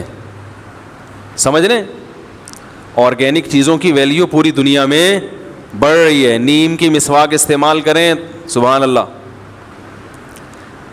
تو وہ جیسے جوارش جالینوس ہے، نام دیکھیں کیا خاندانی نام ہے یار. اطریف الوسط خدوس ہے، سر کو صاف کرتی ہے. جن لوگوں کے سر بھاری رہتا ہے نا ہر وقت، رات کو 1 چمچہ گرم پانی میں وسط خدوس کھا لی اور گرم پانی پی کے سو گئے. کئی دن تک کریں گے دماغ کیا ہو جائے گا. بولتے کہ کیا ہو گیا، فائدے کی بات بتا رہا ہوں آپ کو. جوارش کمونی کھایا کریں، پیٹ کا سسٹم صحیح رہے گا. زرعونی کھایا کریں، گردے اور مثانے کا سیٹ اپ، بولو بھائی، صحیح رہے گا. ان کے کوئی سائیڈ ایفیکٹ نہیں ہے، سمجھ رہے ہیں. تو ایسی چیزیں گھر میں لا کے رکھ لیں. صبح اٹھے ناشتے کے بعد وہ کیا مشہور دوا ہے یار، خمیرہ گاؤ زبان، وہ کھا لیا 1 چمچہ، دماغ مضبوط رہے گا. یہ سب مرکبات ہیں، غذائیں ہیں، ان میں دوا کا عنصر کم ہے. ابھی ایک جوارش ہے کمونی میں کالی مرچ ہے، سفید زیرہ ہے، یہی آپ کے کچن میں جو چیزیں جو کھانے میں ہم کھاتے رہتے ہیں. ویسے تو کچھ بھی نہ کھائیں، اگر صحیح طرح سے چل رہے ہیں تو چلتے رہیں، ٹھیک ہے. اگر کوئی مسئلہ ہے تو پھر کھا لیں. نوجوانوں کو آج کل بہت شوق ہے نا طاقتور بننے کا، تو پھر یہ کھا لیں. اگر یہ جو میں غذائیں بتا رہا ہوں، اور بھی بہت ساری ہیں، کسی حکیم سے رابطہ کریں، کوئی قبلہ حکیم ہو، معمولی نہ ہو. تو میں یہ عرض کر رہا تھا یہ سب پرانے نسخے ہیں، پرانے. اچھا حکیم بھی پرانا ہو تو اچھا ہوتا ہے، یہ ذہن میں رکھنا. آئی بات سمجھ میں؟ ہاں، بعض دفعہ نیا حکیم کچھ تجربے کر رہا ہوتا ہے ابھی ان مراحل سے، اور ڈاکٹر بھی پرانا ہی اچھا ہوتا ہے. یہ تجربوں کی چیز بتا رہا ہوں آپ کو کہ ڈاکٹر بھی ذرا بوڑھے ڈاکٹر وہ زیادہ سمجھدار ہوتے ہیں. تجربہ ہے، بعض دفعہ نیا بہت پڑھ لکھ لیتا ہے، لیکن جو تجربہ ہے وہ بوڑھے ڈاکٹروں کے پاس زیادہ ہوتا ہے. بوڑھے ڈاکٹر بوکھلاتے نہیں ہیں، میں نے یہ دیکھا ہے. وہ بس ابھی چھوڑیں، پھر ٹاپک چینج ہو جائے گا، پھر لوگ مجھ پہ طنز کرتے ہیں کیا باتیں کر رہے ہیں بیٹھ کے. خیر، تو میں یہ عرض کر رہا تھا کہ بات اگر صحیح ہے تو جتنی پرانی ہو اتنی، بولو بھائی، اچھی ہے. تو تمام انبیاء نے ایک دعوت دی ہے، اور علماء بھی وہی بات لوگوں کو بتاتے ہیں, اور یہ بات بہت پرانی ہو گئی ہے, لیکن اس کے پرانا ہونے سے اس کی ویلیو کم نہیں ہوتی. وہ تمام پیغمبروں نے جو دعوت دی ہے وہ یہ ہے کہ ہدایت کا راستہ, سیدھا راستہ صرف کس کے پاس ہے بھائی؟ انسان, اللہ کے پاس ہے. اللہ سے انسان کو ملے گا, اللہ کے علاوہ ومن اصدق من اللہ قیلا, اللہ کے علاوہ کوئی بھی نہیں ہے جو آپ کو صحیح راستہ بتائے, کوئی بھی نہیں ہے. یہ جو اعتراض کیا جاتا ہے کہ دنیا کہاں سے کہاں پہنچ گئی اور ہم وہیں کھڑے ہیں, تو بھائی یہ اعتراض مولانا لوگوں پہ مت کرو, یہ لبرل لوگوں پہ کرو جن کے ہاتھ میں یونیورسٹیاں ہیں, کالجز ہیں. مولانا لوگوں نے تو جو شعبہ شروع کیا اس کو الحمدللہ پورا کیے جاؤ. مدارس میں جا کے دیکھو, طلبہ سب پڑھتے ہیں, امتحان کیسے اچھے ہوتے ہیں, اور جو فیلڈ جس فیلڈ میں وہ مہارت حاصل کرتے ہیں اس میں الحمدللہ ماہرین کی تعداد زیادہ ہے. ٹھیک ہے, نالائق بھی ہوتے ہیں لیکن بڑے بڑے ماہرین پیدا ہو رہے ہیں اس میں. تو جو یونیورسٹیاں ہمارے ہاتھ میں ہی نہیں ہیں, ایک دفعہ میں نے بیان کیا تھا کہ یونیورسٹیاں علماء کے حوالے کر دو پھر دیکھو کیسے چلیں گی. تو کسی نے کہا ہاں جیسے مدارس کا بیڑا غرق کیا یونیورسٹیوں کا بھی بیڑا غرق کر دینا. یعنی ان کی رائے یہ تھی کہ ابھی یونیورسٹیوں کا بیڑا غرق نہیں ہوا ہوا. ٹھیک ہے نا, سمجھ میں آ رہی ہے بات؟ ان کا خیال یہ تھا ابھی ہمارے اسکولوں کا بیڑا غرق ہوا ہوا نہیں ہے, تو یہ مولانا لوگوں کے ہاتھ میں آئیں گی تو بیڑا کیا ہو جائے گا؟ غرق ہو جائے گا. کیا آنکھیں, وہ قرآن کے الفاظ ہیں نا, فَإِنَّهَا لَا تَعْمَى الْأَبْصَارُ, آنکھیں اندھی نہیں ہوتی, وَلَكِنْ تَعْمَى الْقُلُوبُ الَّتِي فِي الصُّدُورِ, وہ دل اندھے ہو جاتے ہیں جو سینوں میں چھپے ہوئے ہیں, وہ دل اندھے ہو جاتے. ابھی میں پرسوں کی بات ہے, تھر گیا, تھر پرسوں بھی نہیں کل, پرسوں گیا ہوں یعنی رات کو پہنچا ہوں, تو کل وہاں ٹائم گزارا کچھ, تو وہاں میں نے دینی مدارس دیکھے, اسکولوں کا حال بھی دیکھا اللہ کی پناہ, اور دینی مدرسے بھی دیکھے. دینی مدارس اپنی ذمہ داری الحمدللہ پوری کر رہے ہیں. ایسے غریب علاقوں میں جہاں بچوں کے پاس کھانے کی روٹی نہیں ہے, ان علاقوں میں ابھی جس ایک مدرسے کو دیکھ کر آیا وہاں 200 بچے تھے, ان بچوں کو ناشتہ بھی مدرسہ کرا رہا ہے. یہ وہ غریب بچے تھے جن کے ماں باپ کے پاس کھلانے کے لیے روٹی نہیں ہے. بہت سے والدین نے عین ممکن ہے اسی نیت سے مدرسے میں داخل کیا ہو کہ ہم نہیں کھلا سکتے آپ کھلا دو, تو مدرسہ ان کو کھلا بھی رہا ہے. سمجھ میں آ رہی ہے بات؟ یہ بھی ایک انسانیت کی خدمت ہے یا نہیں ہے؟ اور ان کو چور اچکا بننے سے بچا بھی رہا ہے. اگر یہ معاشرے میں ایسے ہی چھوڑ دیے جاتے تو بتاؤ یہ چور ڈاکو بنتے کہ نہیں بنتے؟ ایک ایک گاؤں میں 100 200 رہائشی طلبہ 24 گھنٹے علماء کی نگرانی میں, 24 گھنٹے. رات کو 9 بجے ان کے سونے کی ترتیب, صبح 4 بجے اٹھنے کی ترتیب, 4 بجے اٹھ کے قرآن حفظ کرنا شروع کر دیں گے. پھر ان کے کھیل کا وقت ہے, پھر ورزش کا وقت ہے. یہ وہ قوم کے پست ترین طبقہ جس کو سب نے نظر انداز کر دیا ہے, اس پست ترین طبقے کو کھلانا بھی پلانا بھی, اس کی تربیت کا بھی خیال کرنا, اس کی صحت کا بھی خیال کرنا, اور اس کی تعلیم کا بھی خیال کرنا, یہ کام تو مدارس کر رہے ہیں. آپ یہ کہہ سکتے ہیں کہ دنیاوی تعلیم نہیں ہے, وہ صرف قرآن کی ضرورت تو نہیں ہے نا, بچے کو سائنسدان بننے کی بھی ضرورت ہے, ڈاکٹر بننے کی بھی ضرورت ہے, پڑھا دو. حکومت کو چاہیے جتنا چندہ آ رہا ہے اس کو کیا کر دے, ڈبل. تو انشاءاللہ ہم وہی ڈاکٹر بھی پیدا کریں گے, انہی بچوں میں پیدا کریں گے, اور جامعۃ الرشید نے تو پیدا کر کے دکھائے الحمدللہ. گورنمنٹ کہتی ہے کہ دینی تعلیم کے ساتھ دنیاوی تعلیم بھی ہونی چاہیے مدرسوں میں.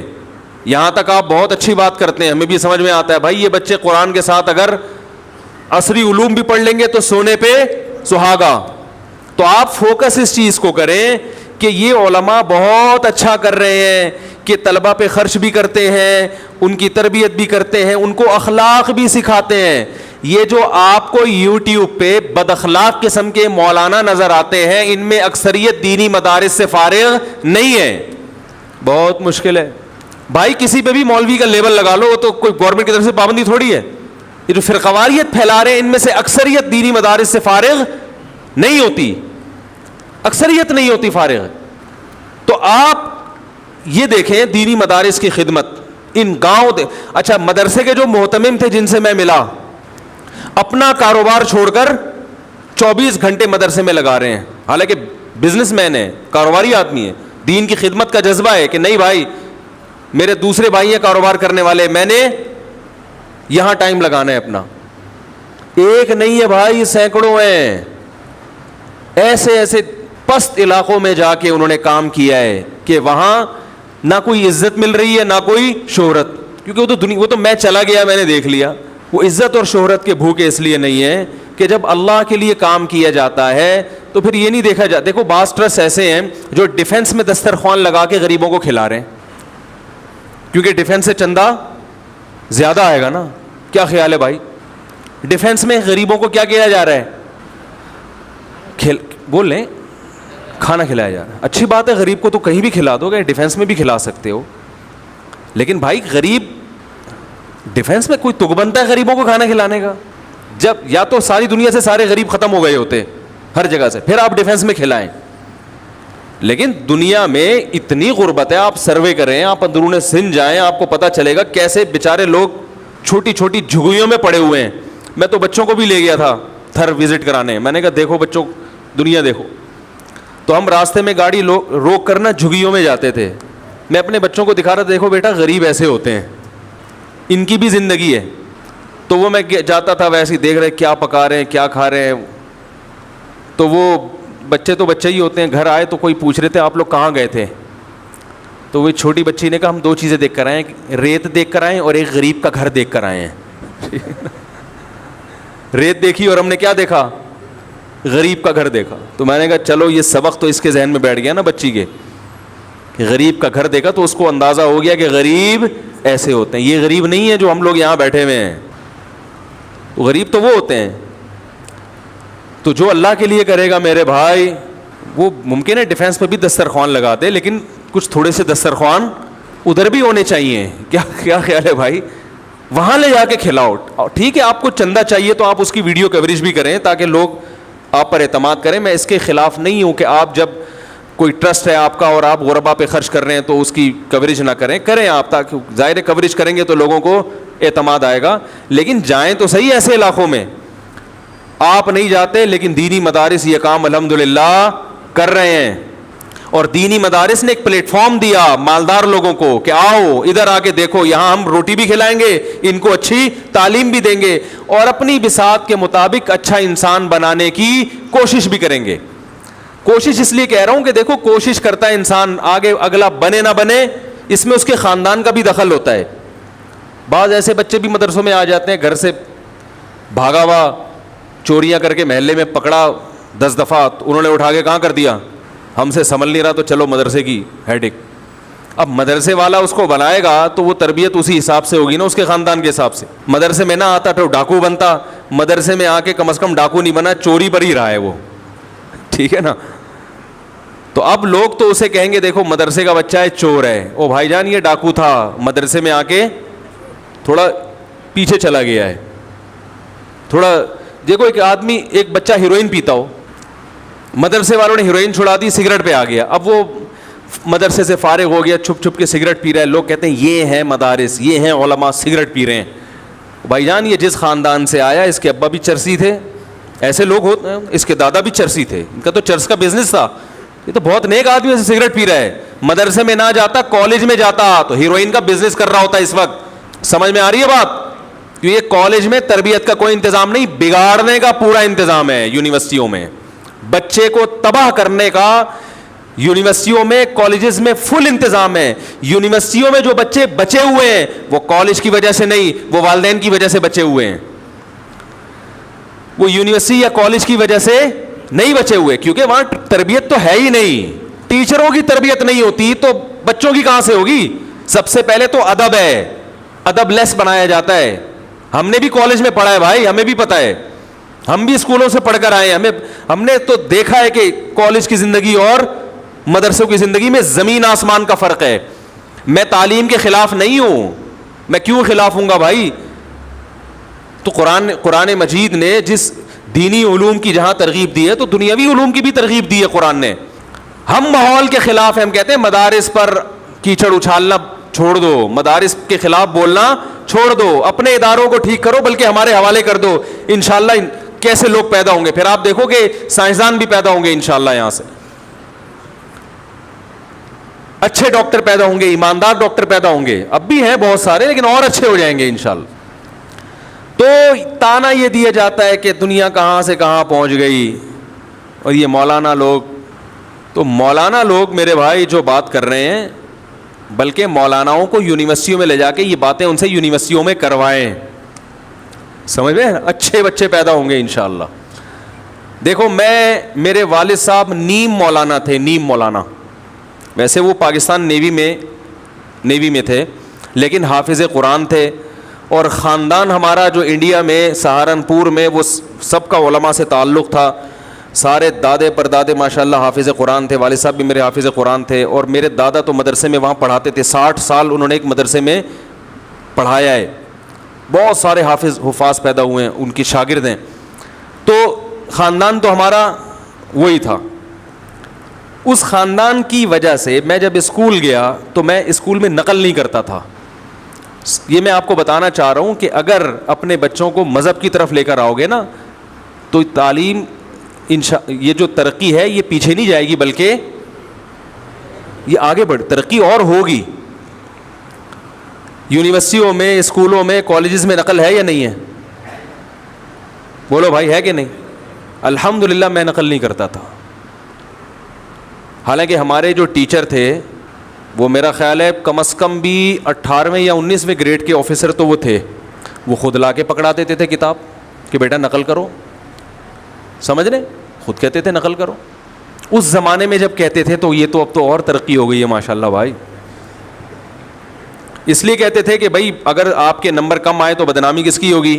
میری ہوگی. جو ہیڈ ماسٹر آ گئے تھے کوئی سخت, تو وہ فوراً انہوں نے نظام بنایا ہر مہینے طلبہ کا ٹیسٹ ہوگا.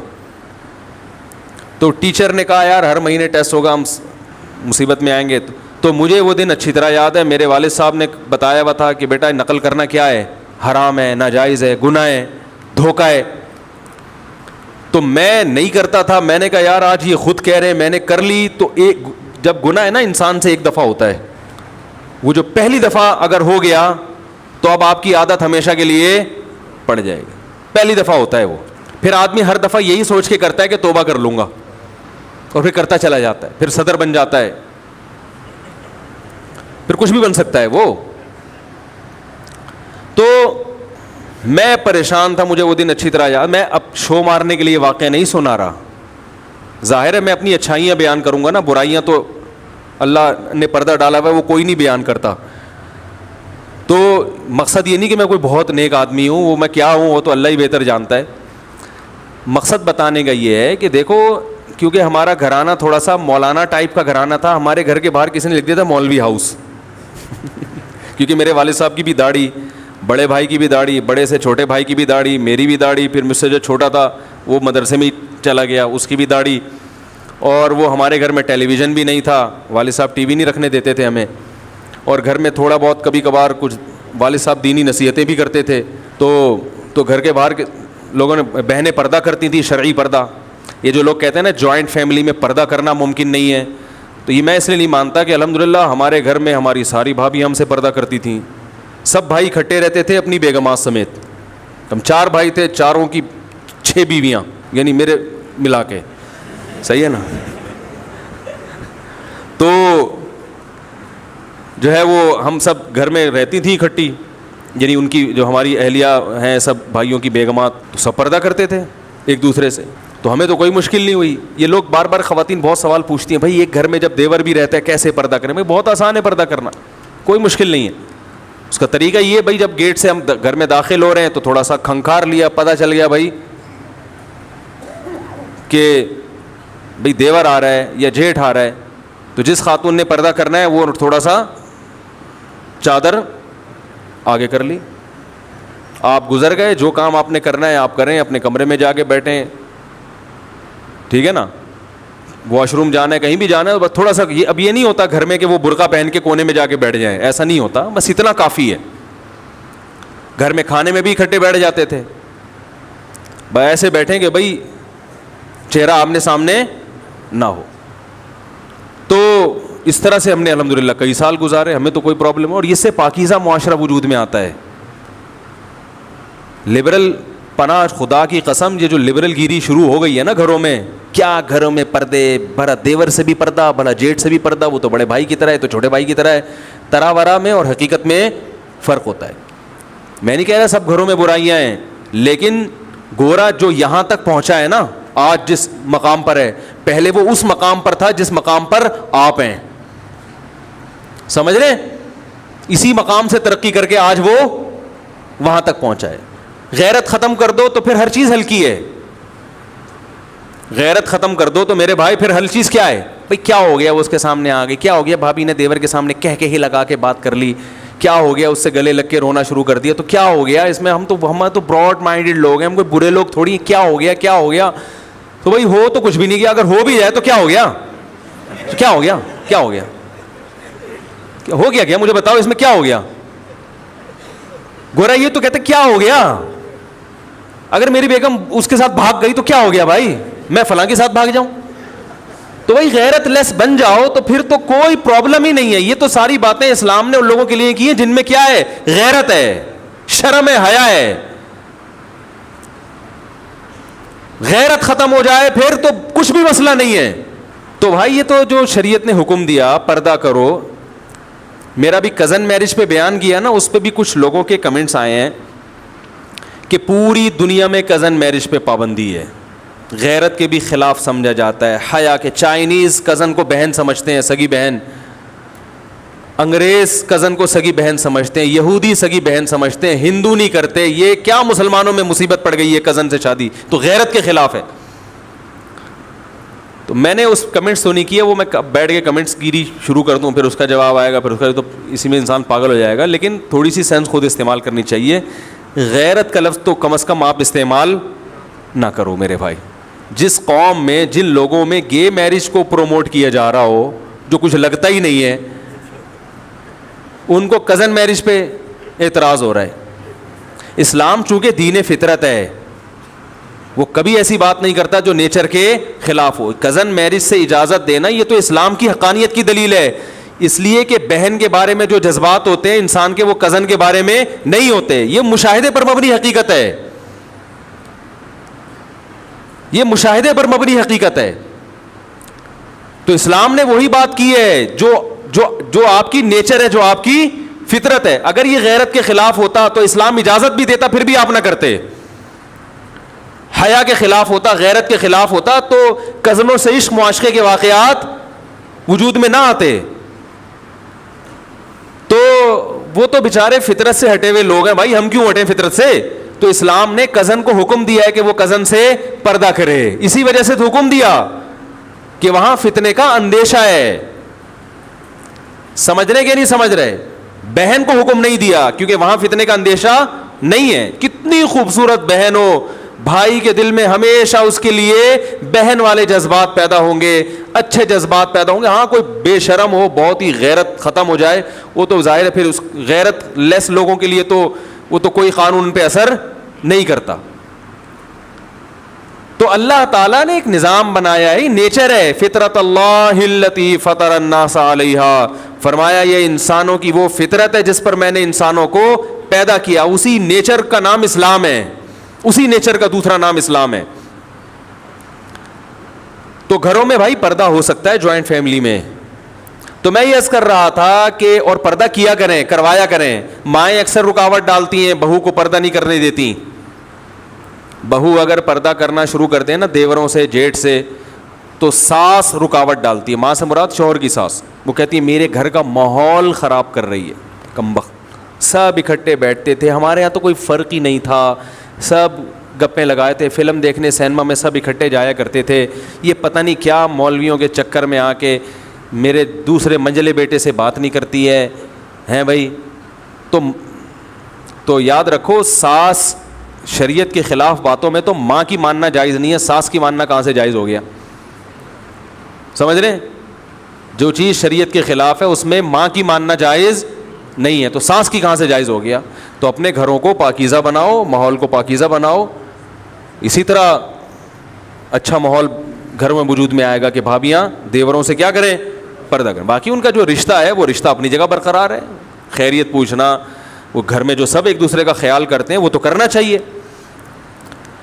لیکن یہ خیال کرنا اس پر موقوف نہیں ہے کہ آپ وہ سامنے آ کے بیٹھے اور آپ سے گپے مارے اور ہاں ہاں ہو ہی گپیں چل رہی ہوں, بھابھی کو موٹر سائیکل پہ بٹھا کے لے کے جا رہا ہے. غلط ہے, یہ غلط ہے, کیونکہ براڈ مائنڈڈ بننا ہے تو پھر بہت زیادہ بن جاؤ. پھر اگر کوئی گرل فرینڈ کو لے کے جا رہا ہے تو وہ بھی ٹھیک ہے, جیسے کہ لبرل لوگ ہیں وہ کہتے ہیں بھائی سب ٹھیک ہے. وہ کیا کہتے ہیں, وہ کہتے ہیں 200 روپے بھی بادشاہ کو دینے کی ضرورت نہیں تھی, لینے کی ضرورت نہیں تھی, وہ بھی غلط کیا, کیا ہو گیا دیکھ لیا تو کوئی ایسا مسئلہ نہیں ہے.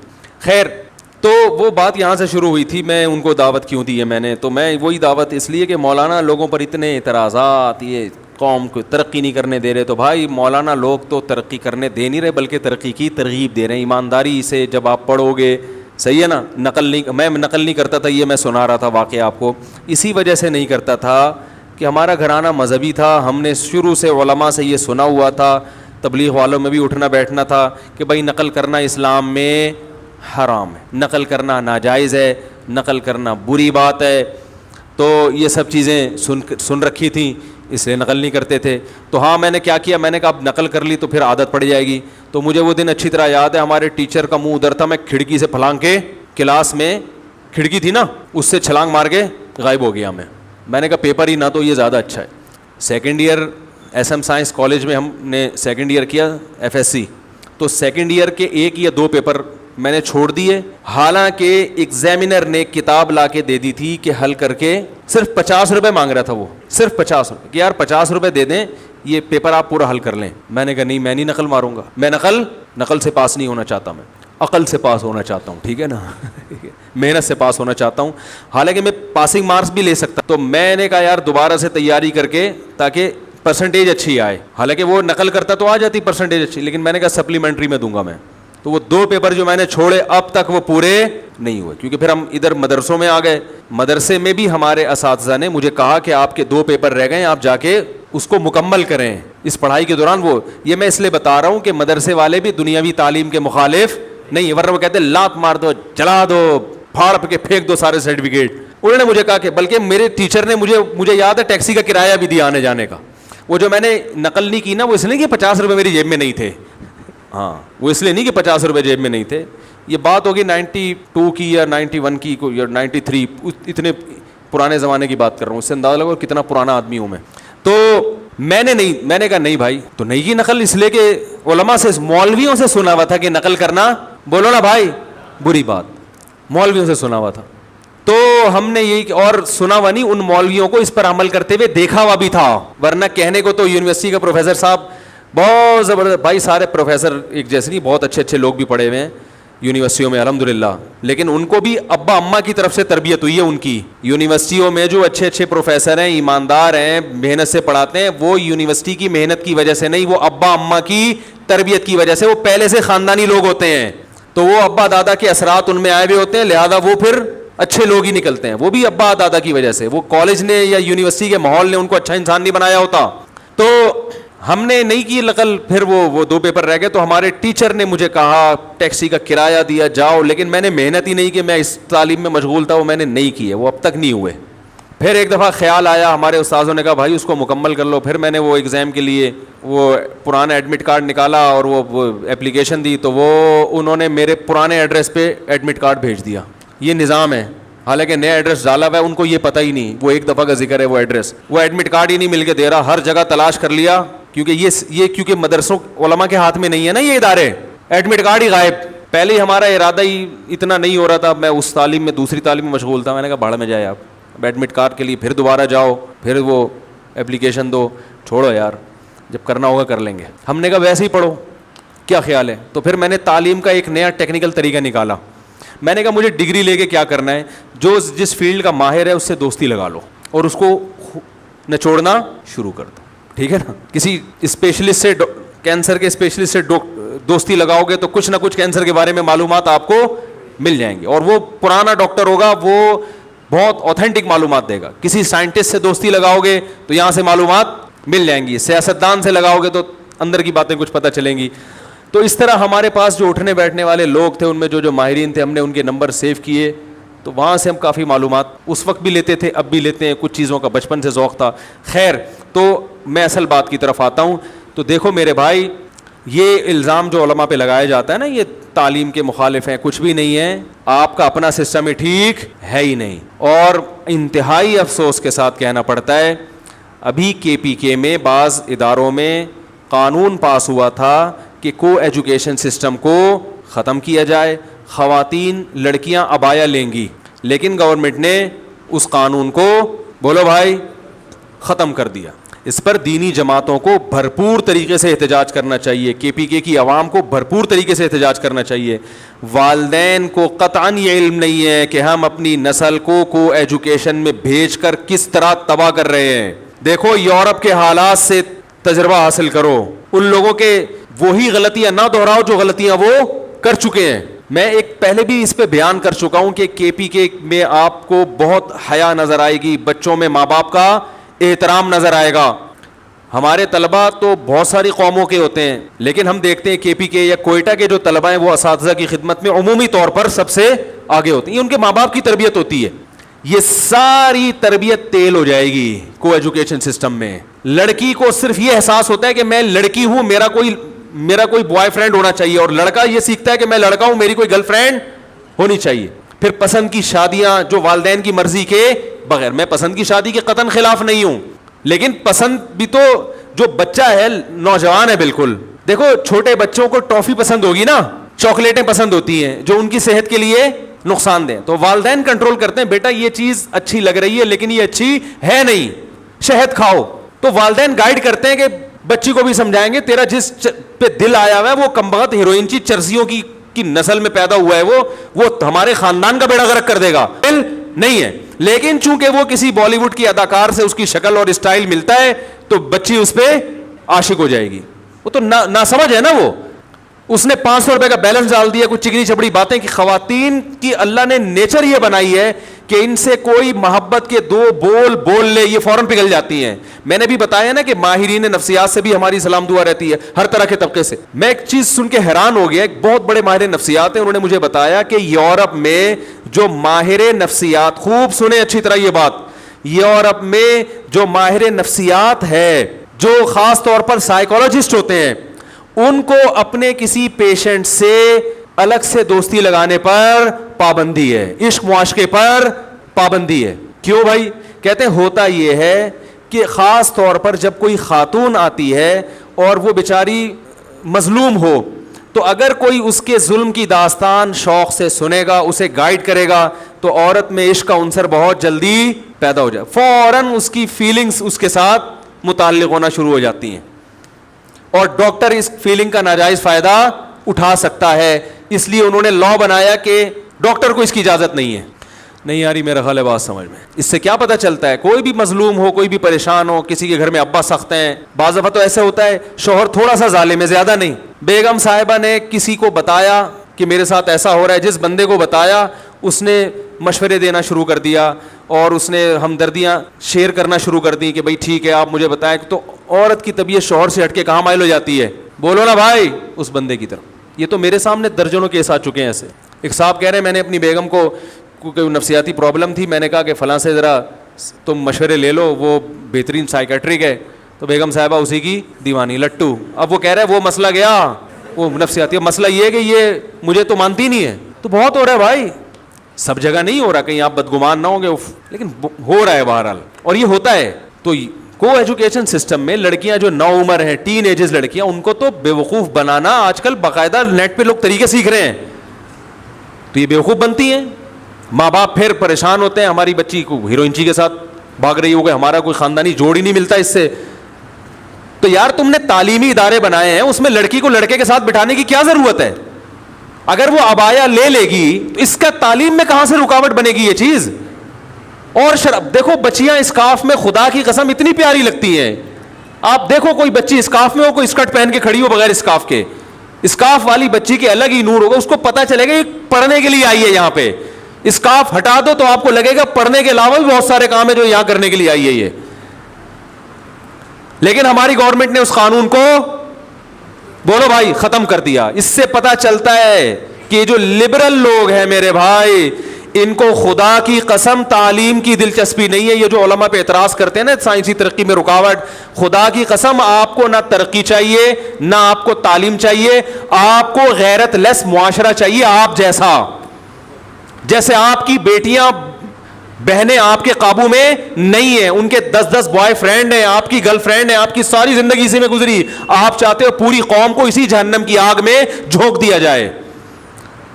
تو میں کے پی کے والوں سے اللہ کا واسطہ کہہ کے, اللہ کے واسطے ان سے کہتا ہوں, خدا کے لیے اپنے کلچر کو بچاؤ. پنجاب کے ماحول میں کے پی کے میں بہت فرق ہے. پنجاب کو تو تباہ کر دیا انہوں نے. پنجاب یونیورسٹیوں میں لڑکیاں چرس پی رہی ہیں, لڑکیاں چرس پی رہی ہیں, اور یہ کم ہے, ابھی ہیروئن پیئیں گی آپ دیکھو فیوچر میں. اور ماں باپ کو اب ان چرس اور ہیروئن سے بھی کوئی فرق نہیں پڑتا. ماں باپ کہتے ہیں بچی اچھی ڈاکٹر بنے, بے شک چرس پی کے بنے. وہ حقیقت ہے, غیرت تو ایک حد تک ہوتی ہے نا, پر تو ختم ہو جاتی ہے وہ غیرت. وہ بھی معاشرے کے سامنے ایک حد تک ماں باپ ٹھہریں گے, اس کے بعد وہ بھی کمپرومائز کریں گے. چھوڑو بھائی, سبھی ایسے ہوتے ہیں. جس معاشرے میں سبھی بچیاں گھروں سے بھاگ رہی ہوں, تو آپ اس معاشرے میں رہیں گے تو آپ بولیں گے یار کوئی بات نہیں, بھی بھاگ گئی تو کیا ہو گیا. پنجاب کے لوگ بھی بھائی مسلمان ہیں, کلمہ گو ہیں, وہاں بھی علماء کی بہت بڑی تعداد ہے, لیکن ہماری یونیورسٹیاں غیرت کو کیا کر رہی ہیں, ختم کر رہی ہیں. تو پنجاب والوں سے بھی گزارش ہے کہ اس کلچر کے خلاف آواز اٹھائیں. سابق دور میں کو ایجوکیشن سسٹم باقاعدہ آئی ایم ایف سے قرضے اس شرط کے ساتھ دیے گئے ہیں کہ کو ایجوکیشن سسٹم ہوگا تو قرضہ دیں گے, ورنہ نہیں دیں گے. تو حکومت کو چاہیے تھا کہ جب گن پوائنٹ پہ کو ایجوکیشن سسٹم کو بحال کیا جا رہا تھا, اس وقت حکومت علماء سے مشورہ لیتی کہ بھائی کیسے ہم ان اسکولوں کو, آپ کے پاس مدارس میں اتنا فنڈ آتا ہے تو ہم یہ چاہتے ہیں کہ ہم ایک اسلامی کلچر میں, اسلامی ماحول میں اپنے اسکولوں میں تعلیم دیں. تو آپ بتائیں کہ ہم قرضہ لیے بغیر کیسے ان اسکولوں کو چلا سکتے ہیں. بہت سارے راستے ہیں, لیکن آپ کو ان راستوں تک پہنچنے کی کوئی ضرورت ہی نہیں ہے, کیونکہ جیسے لوگ کہتے تو ہیں کہ مولانا لوگ اسلام کو کیش کراتے ہیں. اصل بات یہ کہ ہمارے حکمران پاکستان کے اسلام ہونے کو کیش کرا رہے ہیں. جب جہاد کی بات آتی ہے, اسلامی ملک ہے, لڑو, اس کے لیے خون دو, اس کے لیے جان دو, اسلامی کنٹری ہے. میں بھی یہ بات کرتا ہوں, کرنی چاہیے, لیکن پوری بات کرو. اگر اسلامی کنٹری ہے اور یقیناً ہے تو ہم اس کے لیے جان جو دینے کا جذبہ رکھتے ہیں, اس لیے نہیں کہ یہ پاکستان ہے, بلکہ اس لیے کہ یہ کیا ہے, ایک اسلامک اسٹیٹ ہے. ورنہ انڈیا میں اور پاکستان میں ہماری نظر میں پھر کوئی فرق نہیں ہے, بلکہ بہت سی چیزوں میں وہ ہم سے اچھا ہے. ان کے سائنسدان کم از کم چاند کے قریب پہنچ کے تو واپس آ گئے, ہمارے تو ابھی تک انڈا موڑ سے باہر نہیں نکل رہے ہیں. حقیقت بتا رہا ہوں آپ کو. انہوں نے سائنس ٹیکنالوجی میں ہم سے بہت آگے نکل گئے. بہت سی چیزوں میں, عسکری میدان میں میں مانتا ہوں کہ ہم سے پیچھے ہیں, لیکن بہت ساری چیزوں میں ہم سے آگے ہیں. تو میرے بھائی, یہ پاکستان اگر اسلامی ہوگا تو پھر ہم اس کے لیے خون دینے کو عبادت سمجھیں گے. اگر آپ اس کا اسلامی تصور ختم کر کے اس کو وہی غیرت لیس معاشرہ بنانے چاہتے ہو جیسا فواد چودھری بنانا چاہتا ہے, میرے بھائی پھر ہمارے دل پاکستان کے ساتھ نہیں دھڑکیں گے. پھر یہ ایک ریاست ہوگا جیسے دنیا کی ریاستیں ہوا کرتی ہیں. تو ٹھیک ہے بھائی, جس ملک میں رہتے ہو اس سے تھوڑی بہت محبت کر لینی چاہیے. جہاں مجھے ایک دوسرے ملک کی نیشنلٹی مل رہی تھی اس شرط کے کہ پاکستان کی نیشنلٹی ختم کرنی پڑے گی, میں نے نہیں وہ نیشنلٹی, حالانکہ بہت ترقی یافتہ ملک ہے, میں نہیں نام بتاؤں گا اس ملک کا, بہت اچھا ترقی یافتہ. میں نے کہا نہیں بھائی, پاکستان کی نیشنلٹی میں نہیں چھوڑ سکتا. تو ہم تو محبت کر رہے ہیں اسی غربت میں, اسی لوڈ شیڈنگ میں, اسی کرپشن میں, اس ٹوٹی ہوئی سڑکوں میں, صرف اس لیے کہ یہ ملک کیا ہے, اسلامی ہے. ہمارے بچے یہاں پر انشاءاللہ محفوظ رہیں گے. ہماری بچیاں کو ایجوکیشن میں پڑھنے پر مجبور نہیں ہوں گی. ہماری بچیوں کو تعلیم ملے گی, بوائے فرینڈ نہیں ملیں گے. شادیاں ان کی ہماری مرضی سے ہوں گی. ہم فیصلہ کریں گے بھائی کون ایسا ہے جو داماد بنانے کے قابل ہے. آپ فیصلہ کریں گے کہ آپ کی بچی کے لیے کون شوہر بنانے کے قابل ہے یا نہیں.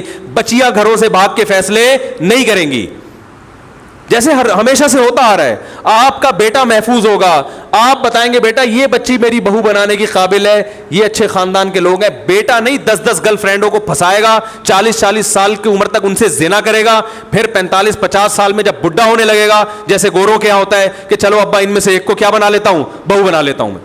یہ معاشرہ اگر چاہتے ہو تو فواد چودھری جیسے لوگوں کو پروموٹ کرو, آپ ان کی تقریریں سنو, اور جناب آپ یہی کلچر معاشرے میں فروغ دینے کی کوشش کرو. اور اگر چاہتے ہو کہ غیرت مند معاشرہ پیدا ہو, حقیقی معنوں میں اسلامی معاشرہ پیدا ہو, ایجوکیشن بھی ہو, تعلیم بھی ہو, ایمانداری بھی ہو, تو میرے بھائی آپ کو پھر اپنے ملک میں اسلام کو نافذ کرنا پڑے گا.